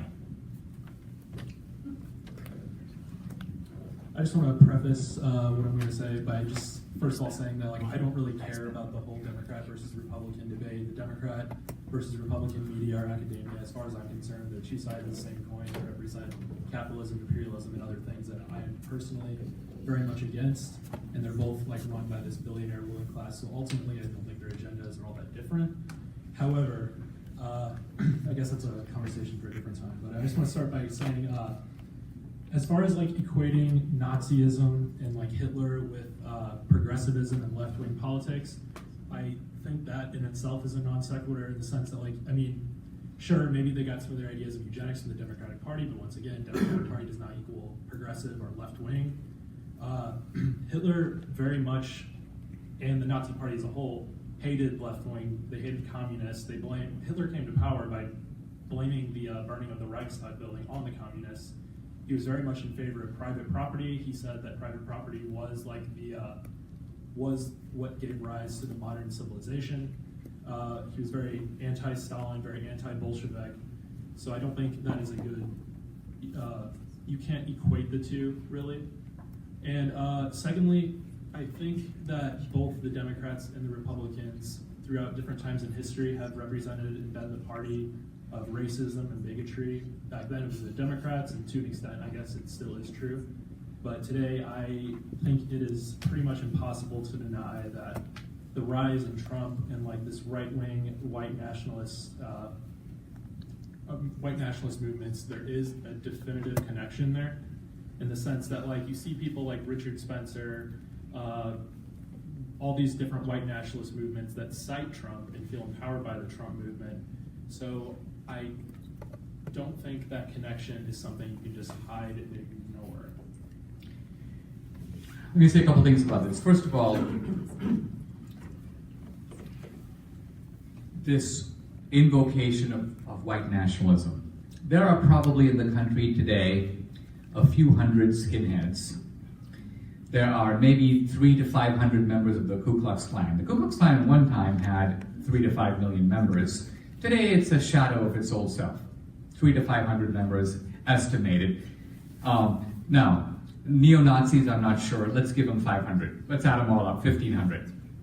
Now, there is not one iota of evidence that this group voted for Trump. No one has ever conducted a survey, an opinion examination, any effort to actually poll the white supremacist vote. All you have, and the only basis for what you say, is things like Charlottesville, where in a big rally, you see 5 guys in Trump hats. And you go, the white nationalists are for Trump. Richard Spencer's for Trump. Now, so what I'm trying to get at is that the evidence to actually say where the Ku Klux Klan vote went has never been shown. Never been shown. Now, I went to the Southern Poverty Law Center website, and I looked up Jason Kessler, the organizer of the Unite the Right rally in Charlottesville. You can look it up yourself. SPLcenter.org. It turns out, as you read Jason Kessler's biography, that he was an Obama guy and one of the leaders of the Occupy movement. A white supremacist who was for Obama? This makes no sense. It's absolutely nuts. So I put out on social media that Jason Kessler, the organizer of the Unite the Right rally, has a left-wing pedigree. Something's really fishy here. So Jason Kessler makes a video, which he puts out on social media, with a lot of FUs, but the basic theme of it is that Dinesh D'Souza is a rich, white, neoconservative who's being paid off by the big banks and the capitalist system. In other words, if you look at his video, it confirms what I said. He's blasting me in Occupy rhetoric for being basically a rich white pawn of neoconservative Jews. So what I'm trying to get at here is just to say to you, be skeptical even of this, because there's more to it than meets the eye. The politics of Richard Spencer are not what you think they are. And these white nationalists do not fit in the Republican Party, and they know it. Something else is going on, which will... Now, you mentioned Hitler. And you said that Hitler was against the socialists and the communists, not only Stalin, but also the socialists and the communists in Germany. I want to submit that Hitler and the socialists in Germany had only one disagreement. They completely agreed on the socialism. The difference is that Hitler was a national socialist, and the German socialists and the German Communist Party took its orders from Moscow. So Hitler's argument against the socialists was not that they were socialists. He had no problem with that. His argument was that they were anti-German, that they were pawns of a foreign power. His hatred for them came out of that. So here you have, this is like the Shia and the Sunni, two sister ideologies that developing a bitter hatred based upon a critical point. For Hitler, it was a critical point because Hitler thought that the international community led by Jews had sold out Germany in World War I. So nationalism was very important to Hitler, and that he hated the communists because he thought they were part of that cabal. Anyway, there's a lot more to be said about that, but I want to give other people a chance, so thank you for your question. I would also like to preface my statement by saying that I share, to an extent, the ideology of the comrade who preceded me previously. I would ask you what your opinion is on the statement released by the First International, or by the Third International in 1923, condemning the Italian fascist movement, and Mussolini specifically, as an attempt to alleviate the pressures of a capitalist society and a crisis created by a capitalistic system. What is your opinion on this? Here's my opinion. Mussolini was not only a member of the socialist movement, he was its acknowledged leader. But Mussolini was also an extremely smart guy, and Mussolini was responding in the early 20th century to something called the crisis of Marxism. The crisis of Marxism was Marx's prediction that capitalist societies would implode by themselves through proletarian uprisings in Germany, in France, and in England. Marx predicted this. Marx said, I'm not even advocating it. I'm telling you it's going to happen as a scientific law. And when it didn't happen, smart Marxists all over the world, including in Italy, but also in Germany and in France, they began to say, where has Marx gone wrong? Marx has made a mistake somewhere. We have to identify where so we can correct it. So this is Mussolini. Now, Mussolini says, I went to fight in World War I, and I noticed something very interesting.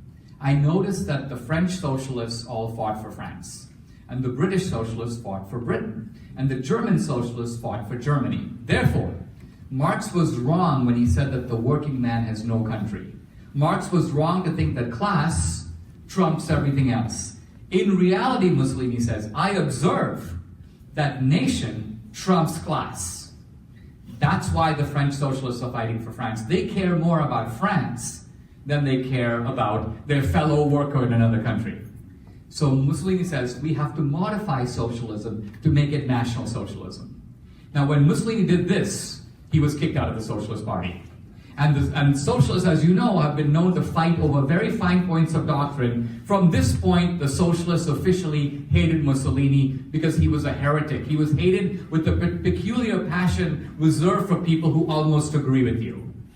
Think of people in Christian sects who were kicked out of. They were burned and tortured far more than somebody who was like a Hindu. Because the Hindu's on the outside. Who cares what a Hindu thinks? But if this guy's a Gnostic or an Arian or a Manichaean, string him up. So You asked me to explain the hostility of the socialist movement to early Mussolini, and it's because Mussolini was seen as selling out socialism on an important doctrinal point of Marxism. The orthodox socialists stayed with Marx. Mussolini and Lenin invented their own heretical variations of socialism. Okay? I would also like to preface that I'm also like-minded like the two others before me. Furthermore, I would also like to preface that I know you're lying on some of the numbers. You say that 3 to 500 are part of the KKK. I grew up down south, Jackson, Mississippi, most specifically. I know that it's way more than 3 to 500. So I know you're lying there, because I was right there, had everyone around me, not saying that they were part of the KKK, but at least had quite a lot of similar opinions as they did. So I know you're lying with that in that regard. Furthermore, well, pause for a second though, because we just want to be, we're going to talk about the same thing. Now, I was talking about the KKK's membership, someone who is in the Klan. You're telling me now, I was around, I saw a lot of guys who sort of think KKK style. They may not be in the KKK, but they may sort of like the KKK. Now, so let's talk about the same thing.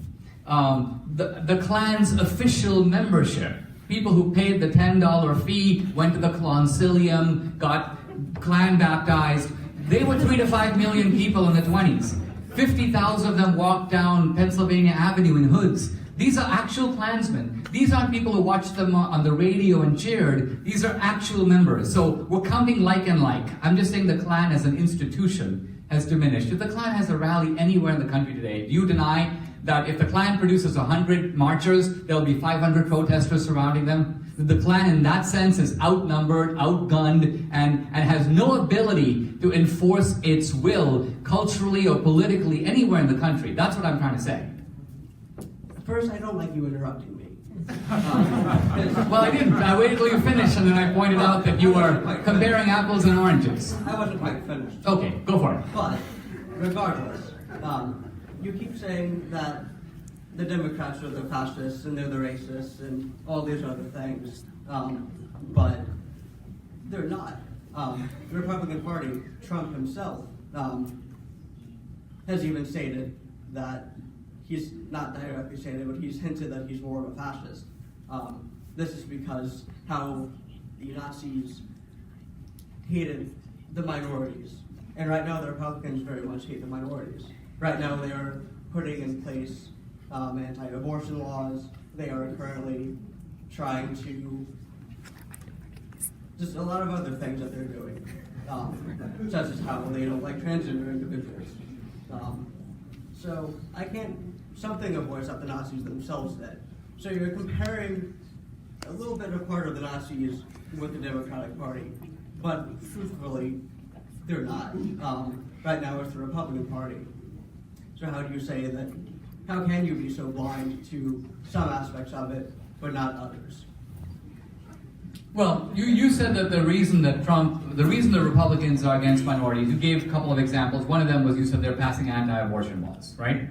Yes, sir. Okay. And others. How is an anti-abortion law anti-minority? That was a bad example. Okay. Okay.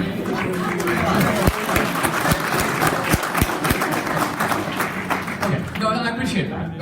Okay. Women are a minority in government. Yeah. There we go. And traditionally speaking, anti-abortion laws do hinder people of color far more than and lower classes than they do of the high upper class white women. Because the upper class white women can't just go somewhere else. Whereas the lower class people of color, women, can't. They're stuck where they are. So you would acknowledge then, based on just what you said, that disproportionately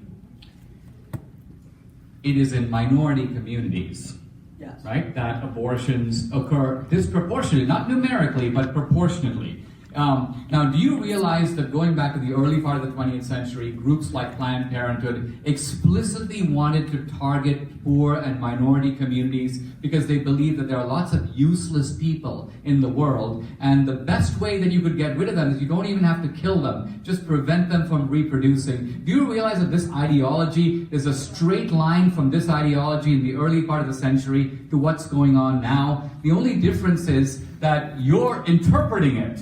I mean, from the point of view of the people doing it, like Martin Luther King's niece, Alveda King, is very pro-life because she sees that the disproportionate effect of abortion is in poor minority communities. That's her reason for being pro-life.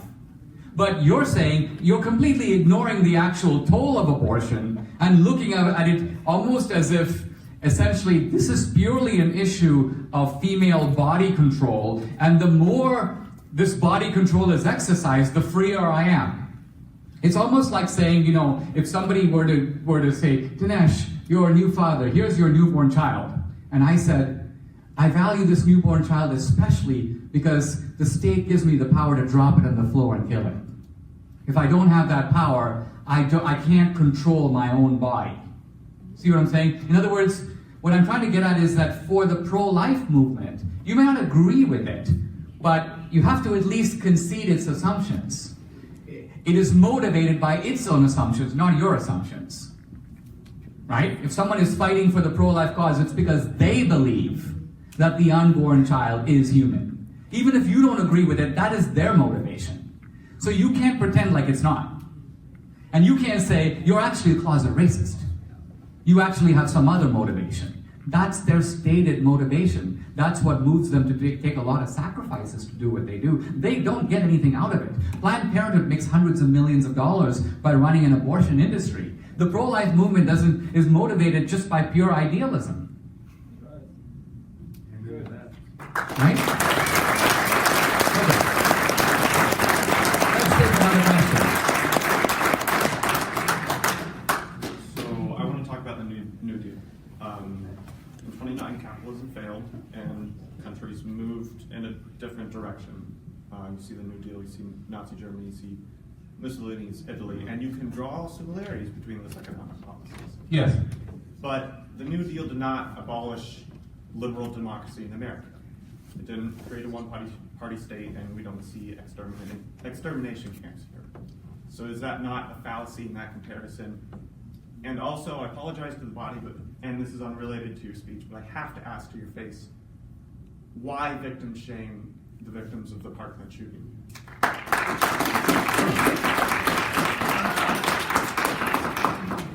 Let me address that first.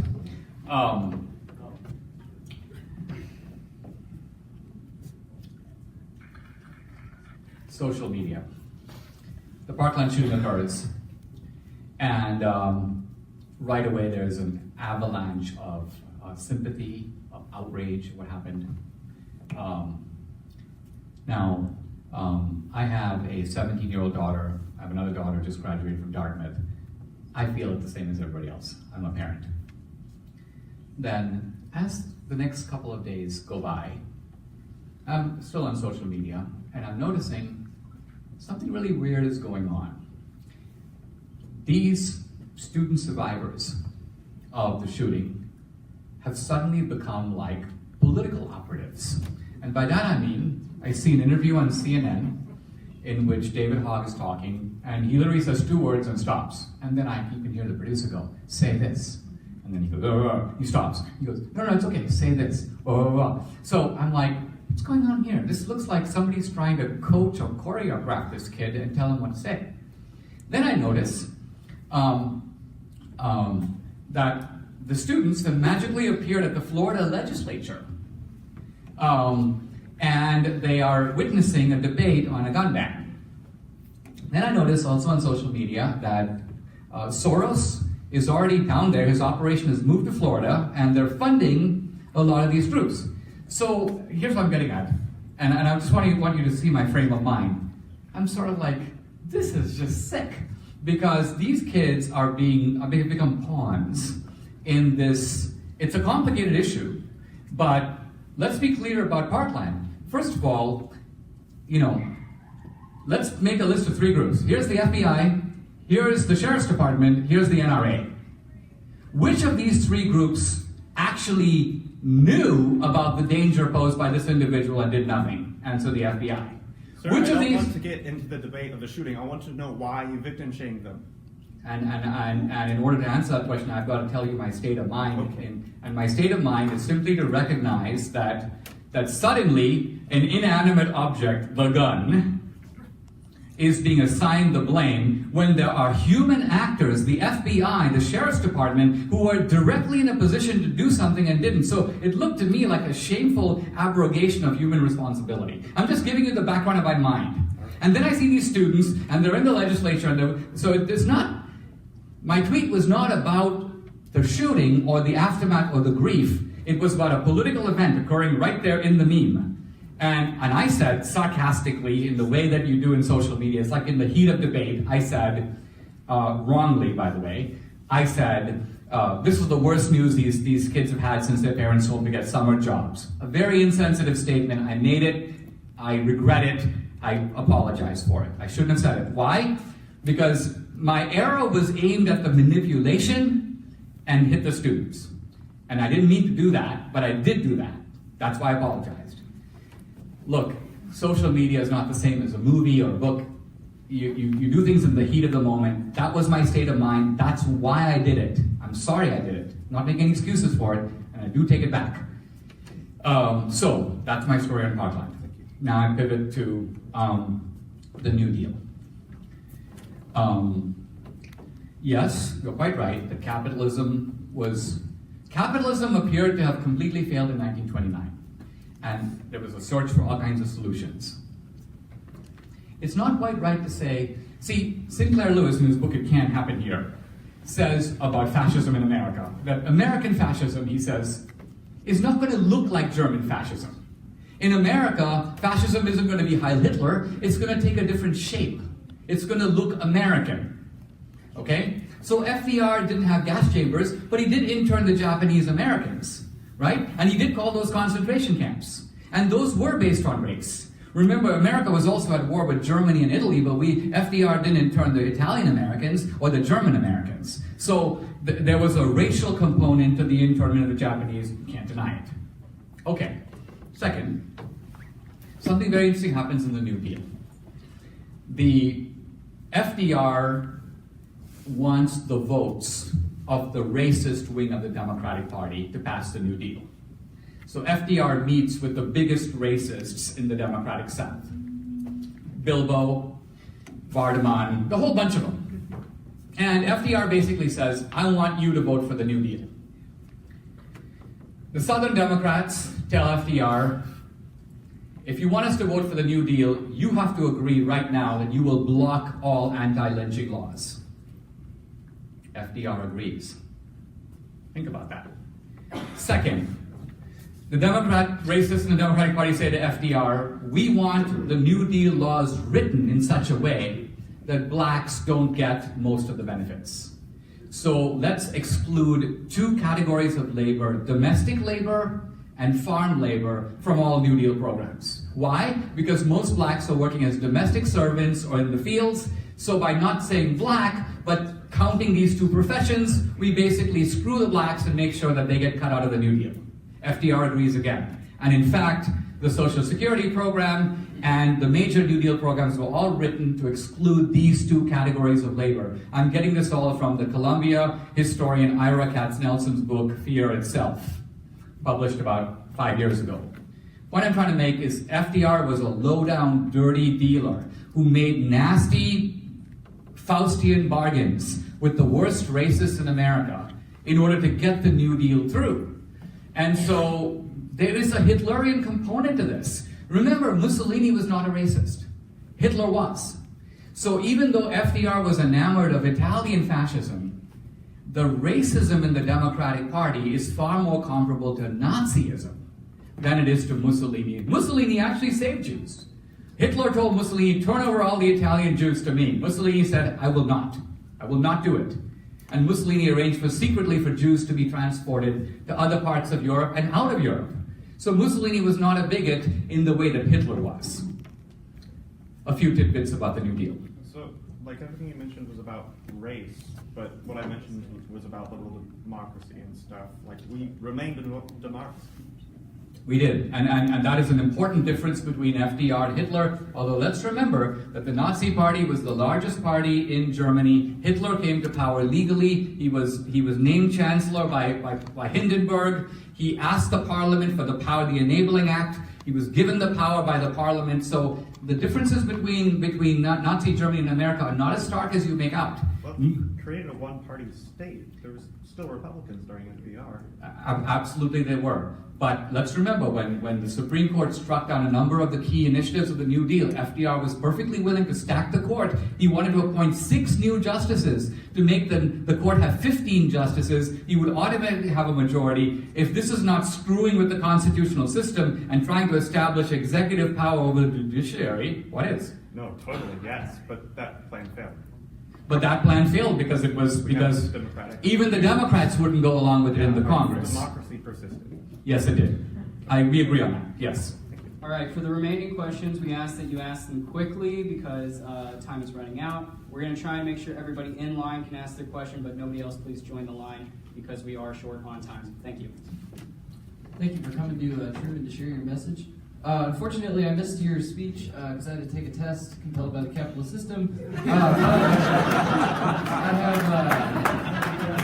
I have heard some of your previous comments about Marx and Marxism, and as somebody who's read a little bit of Marx, I find them to be misinformed, or if we're not being politically correct here, pretty ignorant, especially about the prediction that the capitalist system will destroy itself automatically, and your comments about state ownership being the goal.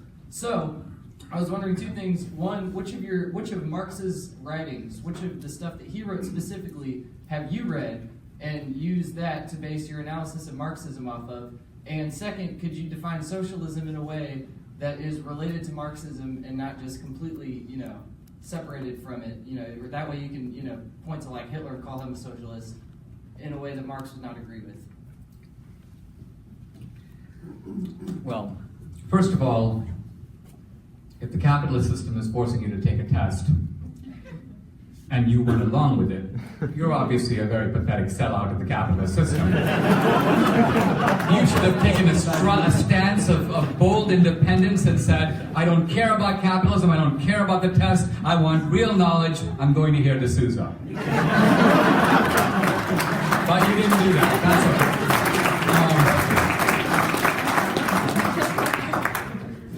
Look, Marx envisioned a socialism that would occur in 2 phases. The first would be the dictatorship of the proletariat, and then pure communism, in which the state itself would wither away. There'd be no state at all. That was Marxist doctrine. Where do you get that from? That the state will wither away? Well, no, I mean that schema, dictatorship of the proletariat and all that. Which of Marx's writings are you specifically drawing upon? Yeah, so what we have to do is we have to move from the early Marx, the Prolegomena to Hegel, the early writings of Marx through Das Kapital, through the Communist Manifesto. Now, there are some collaborations with Engels in which it's hard to disentangle one from the other. So there's an evolution in Marx. But I'm saying that early Marx was a little bit more liberal, which is to say more compatible with liberal democracy than later Marx. As Marx became radicalized over time, his doctrine of communism solidified. Socialism is to communism. Socialism is the economic wing of communism. Now, you're right, Marx didn't envision state takeovers of anything. But every actual socialist regime has done that. Every regime professing socialism has actually taken over industry and established government control over it, starting with Lenin. So I guess what I was doing is moving from Marxist theory to Marxist praxis, to action. And I don't know how to understand ideologies without looking at their practitioners. Imagine if somebody were to say that I profess true Christianity, but there are no Christians in the world. Everybody who actually says that they're a Christian is not a real Christian. I envision a Christianity that is not practiced by any so-called Christian. You'd be like, well, how do I make sense of what you're saying? All these people profess to be Christians, and if we can't look at what they think and what they believe and what they do, what is Christianity apart from Christians? So similarly, what is Marxism apart from Marxists who have actually tried to implement those ideologies? But you have to also study the Bible. So I'm asking you, have you read anything by Karl Marx? And what have you read? Well, I've read the early manuscripts. I've read a lot of Marxist criticism. I've read Marx's essays on colonialism that were published in the Herald. I've read Das Kapital, and I've read the Communist Manifesto. Thank you. I was waiting for it, but you didn't address it in your original talk. We talked a little bit about it, but in terms of eugenics and Margaret Sanger and her tie to Hitler, I don't know if that history is right in my mind. Could you fill that in? I'm not sure. Yeah, so there was a big, powerful eugenics community in the United States. Margaret Sanger was a part of it, but she was not the leader of it. There were many other more important figures. In California, there was a guy named Paul Popenoe. There was a eugenics record office on Long Island. And the eugenics community basically advocated two things. Two solutions to the problem of, you may say, useless people. The first solution was sterilization, and the second solution was kill them, euthanasia. Now, euthanasia is a euphemism. It's not real euthanasia. Euthanasia means that if your grandfather is 95 years old and in real pain, euthanasia means mercy killing. These people weren't talking about mercy killing. They were talking about identifying the physically and mentally ill and killing them. Okay? And this was a progressive cause in the early part of the 20th century. The eugenics community was in two camps, the sterilization camp and the euthanasia camp. There was no abortion then. It was sterilization. So Margaret Sanger was in the sterilization camp.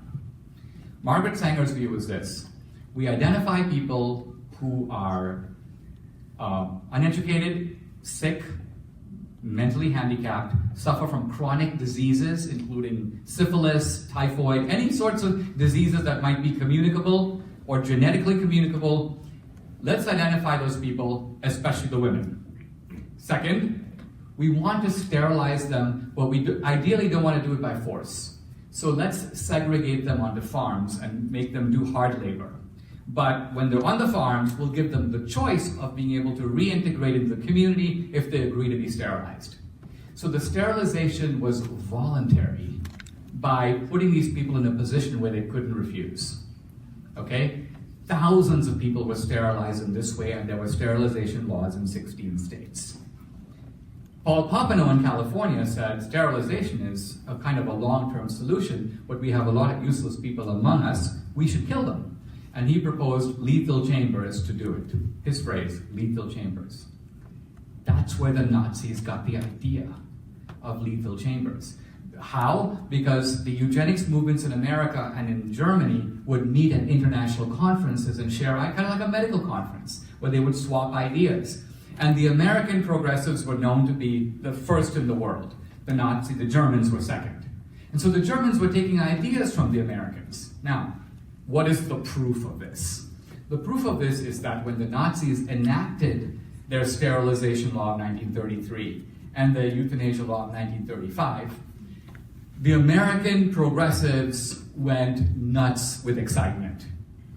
Case in point, Madison Grant was the head of the New York Zoological Association, good friend of Sanger's. He was one of Sanger's boards, wrote articles in Sanger's magazines and so on. Madison Grant goes to see his friend, another eugenicist named Young. And Young goes, Madison, check this out. And he shows him his letter from Hitler, saying what a fantastic guy he is and how Hitler's been inspired by his... This is an American progressive with a letter from Hitler boasting about it. And Madison Grant says, really? Hold on right here. And he goes to his drawer, pulls out his letter from Hitler. So here are these American progressives swapping their letters from Hitler to show how incredibly influential they are.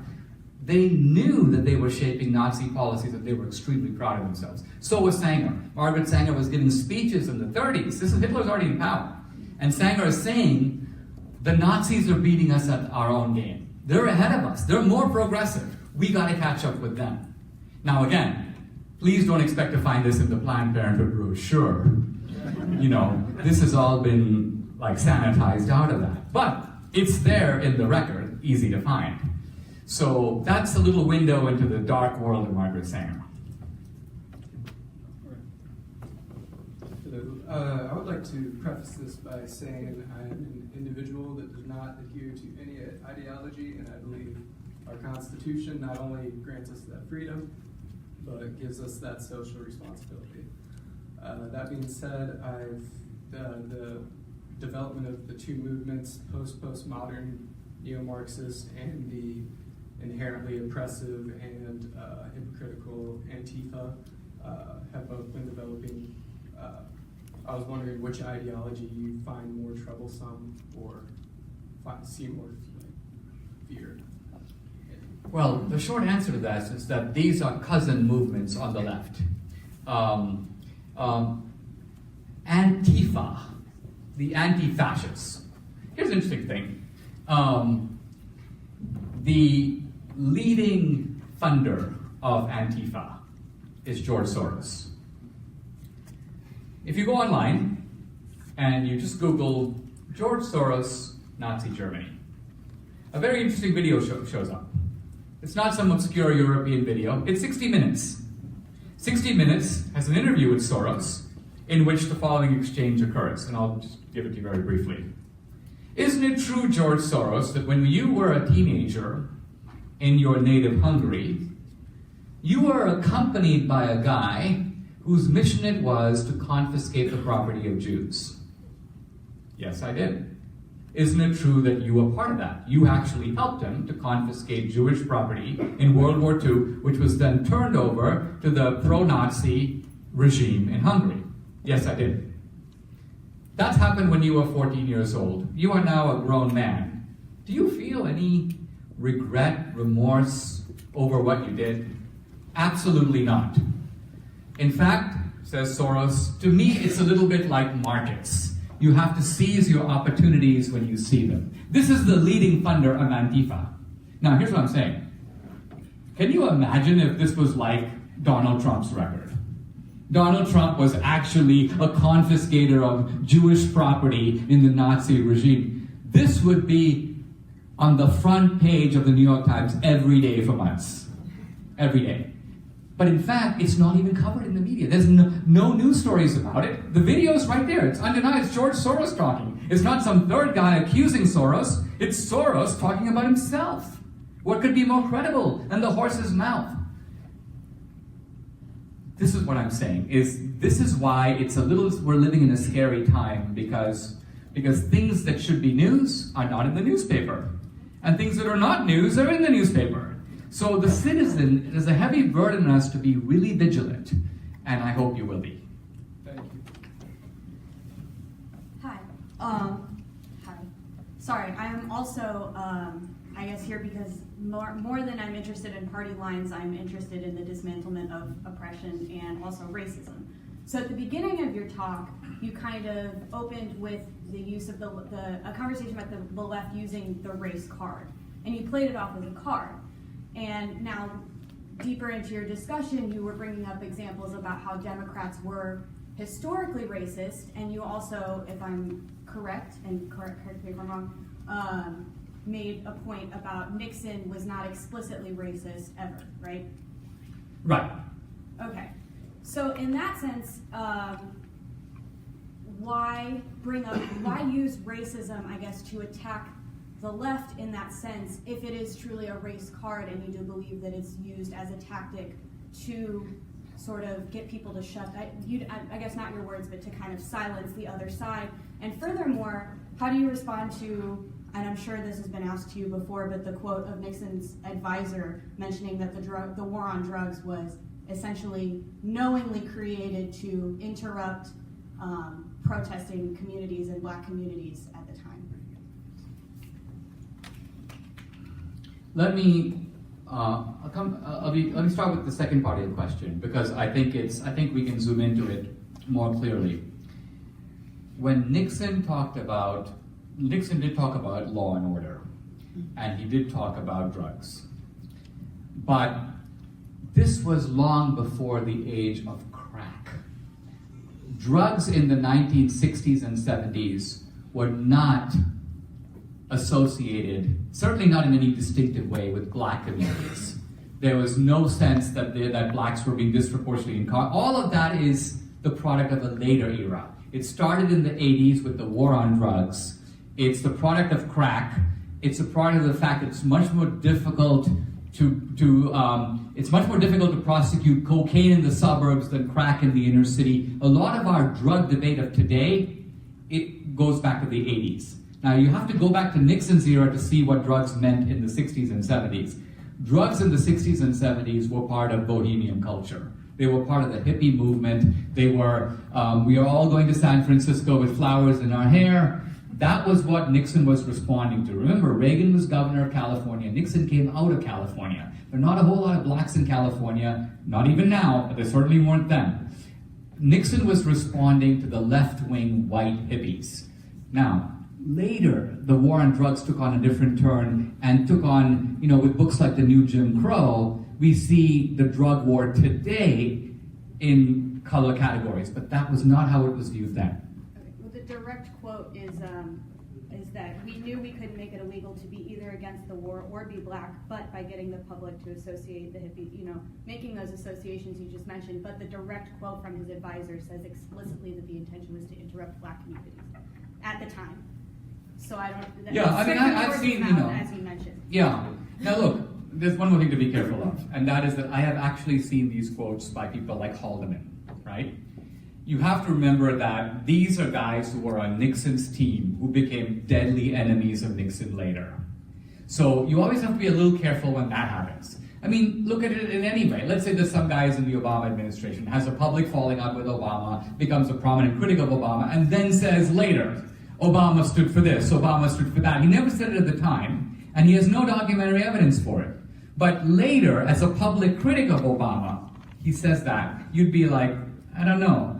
You have to be a little skeptical of it, and you need you need a little more than simply the words of an openly hostile source.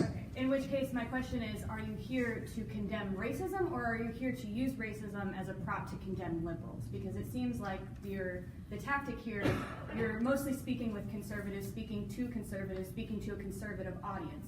And so if racism transcends party lines, why not just do a talk about racism and fascism as its own?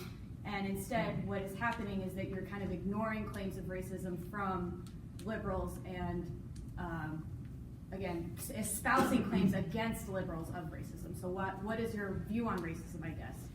Are you against it? And if so, why the partisan approach? I'm against it. Racism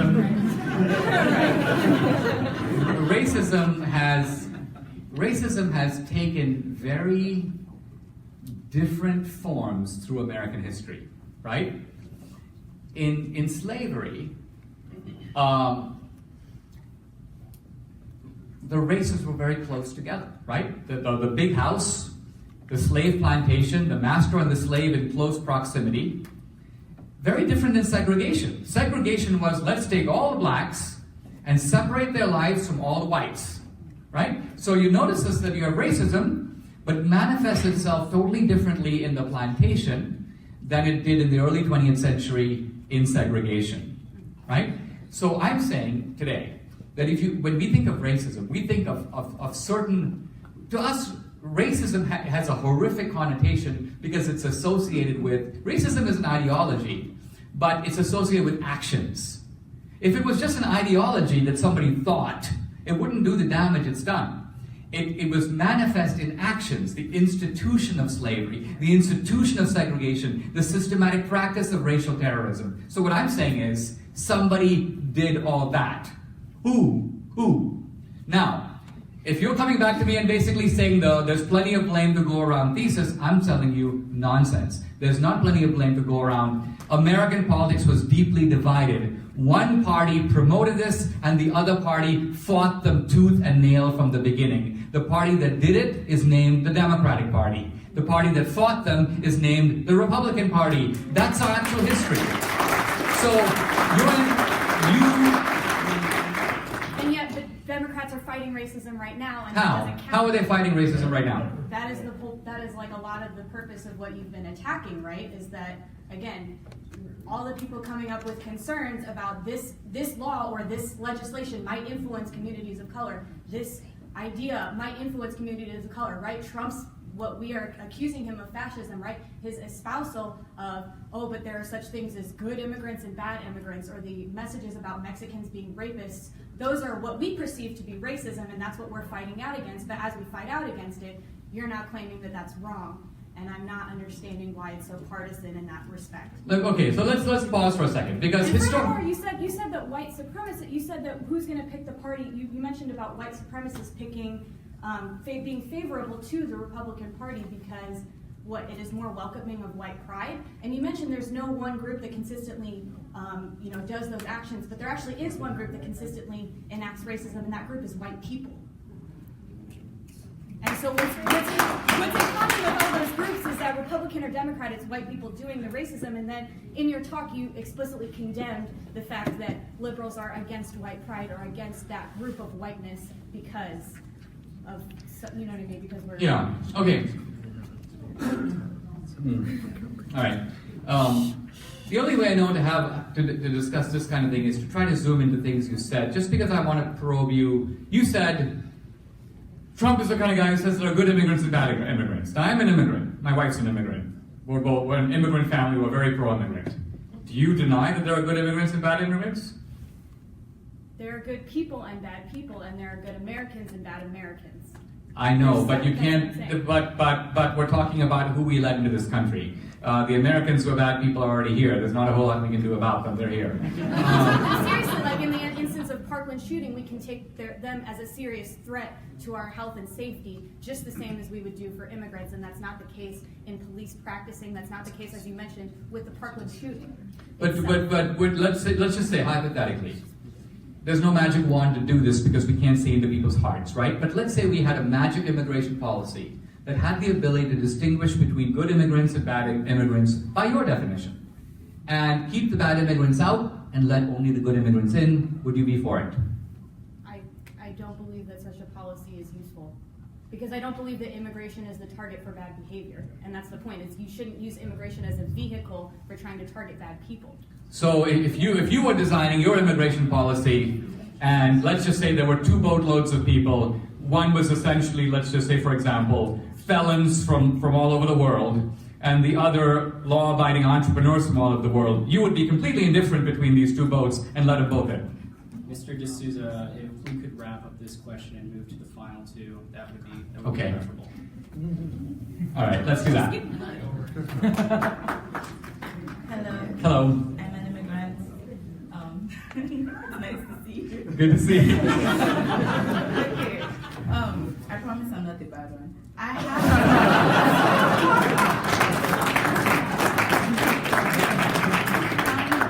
have two questions.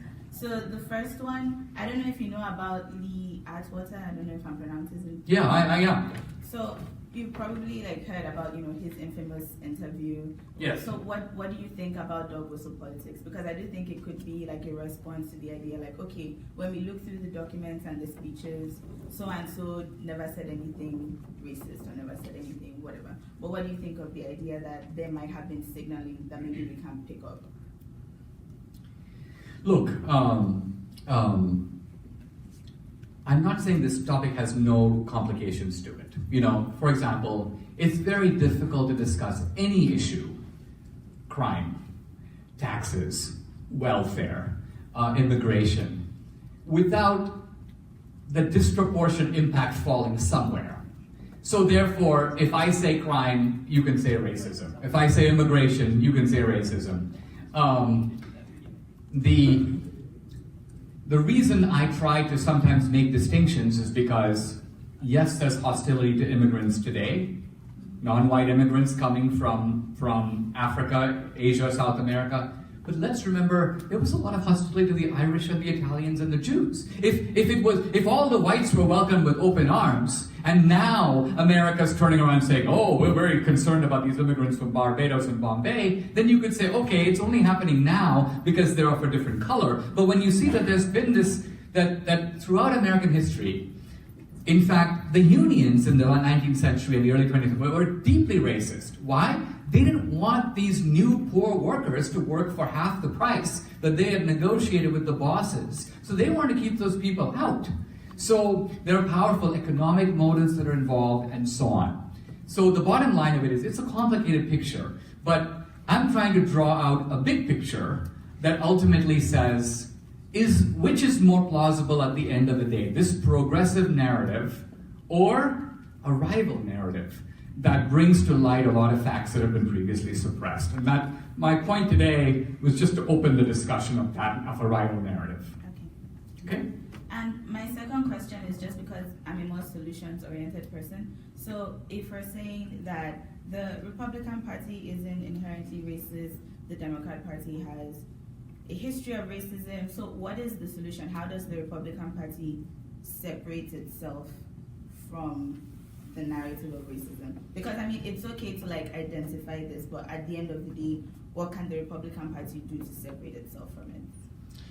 I think at the end of the day, the Republican Party needs to offer a kind of, you may say, blueprint for the reservations, the barrios, the ghettos, for poor Hispanics, for blacks, for Native Americans, offering them the same combination of property rights, entrepreneurship, police protection, insurance. In other words, the American dream comes out of that. The American dream is a dream that you can better yourself, right? That you can climb up the ladder. The problem is that if you look at a lot of desolate parts of America, there are no ladders. And there are no ladders in a lot of white communities either. So to me, Trump would do really well to make it clear that I am not promoting ethnic nationalism. I'm promoting American nationalism. I'm not for the white working class. I'm for the working class. I'm for people who have been left behind, black and white and Hispanic, by a lot of things that have happened in America. And I'm going to try to help all those people. So I think if the Republican Party went full on into this mode, it's not used to this and it doesn't know how to do it. It's going to go very blunderingly into it. But if anyone's going to do it, it's going to be Trump, because the man is fearless.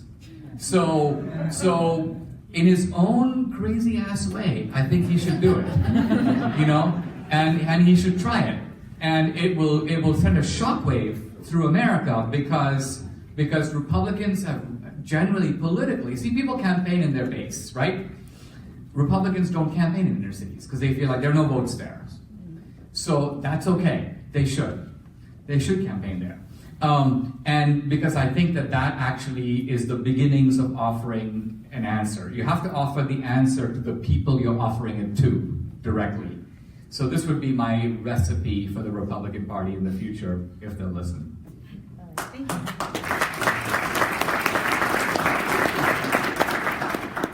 Well, first I apologize to you, Mr. D'Souza, and by extension to everyone else for keeping you here a little bit longer.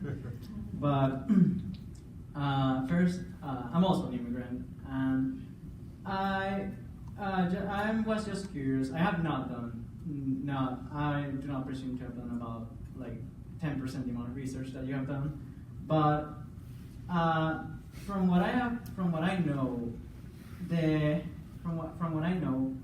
both the Republican Party and the Democratic Party have had their racist history, and while I do agree with you that definitely the Democratic Party has now been seen kind of like in a holier than thou light, and that's something that should be fixed. I also think that based on the history of the country, it's kind of a little too biased, in my opinion, of course, to say that the Republican Party has always fought for the rights of the minority. Well, I can think of one or two scenarios in my head where that has not been the case. And well, it may very well be that in general, the Republican Party has been the minorities party. I certainly have some very vivid examples that show that the Republican Party also has a racist history, And while you said that it was Nixon who enforced the Civil Rights Act, it was Kennedy who proposed it and Lyndon B. Johnson who passed the Civil Rights Act of 1964, both Democrats. So just thinking that in general, both parties have their racist history and both parties also have their non-racist history. Okay, let me start, if I may, with a quick question. You said that one can always give examples through American history to show that both parties have been guilty. Let me ask you this. What is the most racist example that you can give in all of American history of an act performed or condoned by the Republican Party? Well, of course, I don't really have done the amount of research that you have done. So, But you don't need to do research. I'm just saying, in the entire scope of American history, you can't give a single example. Oh, sorry. I was gonna say that from a school that I went to high school once, where one of the books, which was supported by Bob Jones University, which was founded by Bob Jones Sr., who was a prominent Republican. He actually was close friends with members of the KKK too, and even to the opening of the Bob Jones University, one of the key speakers was one of the great Grand Imperial Wizards of the Klan? Yeah, Grand Okay. Imperial Wizards of the Klan. And that, of course, that's not much, but that's just something that comes to me at the top of my head. I'll have to look it up. I mean, it really isn't much. You're talking about Little Bob Jones University in Greenville, South Carolina. Yes. Right, am I right? Yes, okay. And you're talking about the fact that they continued segregation policies long after segregation was outlawed. Yes. Okay. I'll look it up. But again, you're not talking about a policy. Now you're talking about a private university, right? Yes. Okay. Sorry? Which is not part of the Republican or the Democratic parties, that continues. Okay. Here's what I'm saying. We can't have intelligent debates if we don't have a common body of knowledge, right? We talk about the civil rights movement. Now, if I were to list the names of the bad guys of the civil rights movement, the Birmingham Sheriff Bull Connor, who put dogs and hoses onto the civil rights protesters, Orville Faubus, the governor of Arkansas, who stood in the gates of the Arkansas schoolhouse and blocked black kids from going in, Lester Maddox, a segregationist governor, and down the list you go. You look at that list and you realize that next to every one of their names is a D, not an R. And it's not like there's some D's and some R's and more R's or more D's. They're all D's. In other words, the opposition to the civil rights movement came 100% from the Democratic Party. Now, the question I'm raising to you is, why is this not known? Why is it not taught? Why is it a big secret for educated people at a very prestigious liberal arts university? That's what I'm getting at, that something has been perverted in the narrative to conceal this. Some very powerful people have made this happen. And what I'm doing in my own way, the only reason I make movies, I'm really more of a think tank guy. I like to write books, I like to talk, give speeches. I only went into movies because I said to myself, the left has all the big megaphones. They have academia, they got the media, they got CBS, they got NPR. So I need to make movies because I need a megaphone. That's the only way I can kind of put these words to music and put them out there where they can't be ignored. So you can always test what I'm saying by checking it out. And all I'm saying is, if I'm right, don't just satisfy yourself with there's plenty of blame to go. Ask yourself a different question. Why don't I know the things I need to know? If these things are true, what follows from them? You know? And that's the beginning of enlightenment. Very often, even a big scientific discovery doesn't come from a big thing. It comes from a small anomaly. Something is off. The orbit of Mercury isn't working exactly as predicted. Einstein knew that. And therefore, on that, he knew that Newtonian physics couldn't be 100% right. Something was a little off. And when Einstein came up with relativity, the first thing he did is calculate the orbit of Mercury, and it worked out exactly. And then he goes, that's how I know my theory is right. It explains the world better than Newton's theory did. So similarly here, you have this big, beautiful narrative of civil rights. Here comes Dinesh, boom, boom, boom, something's wrong. And that means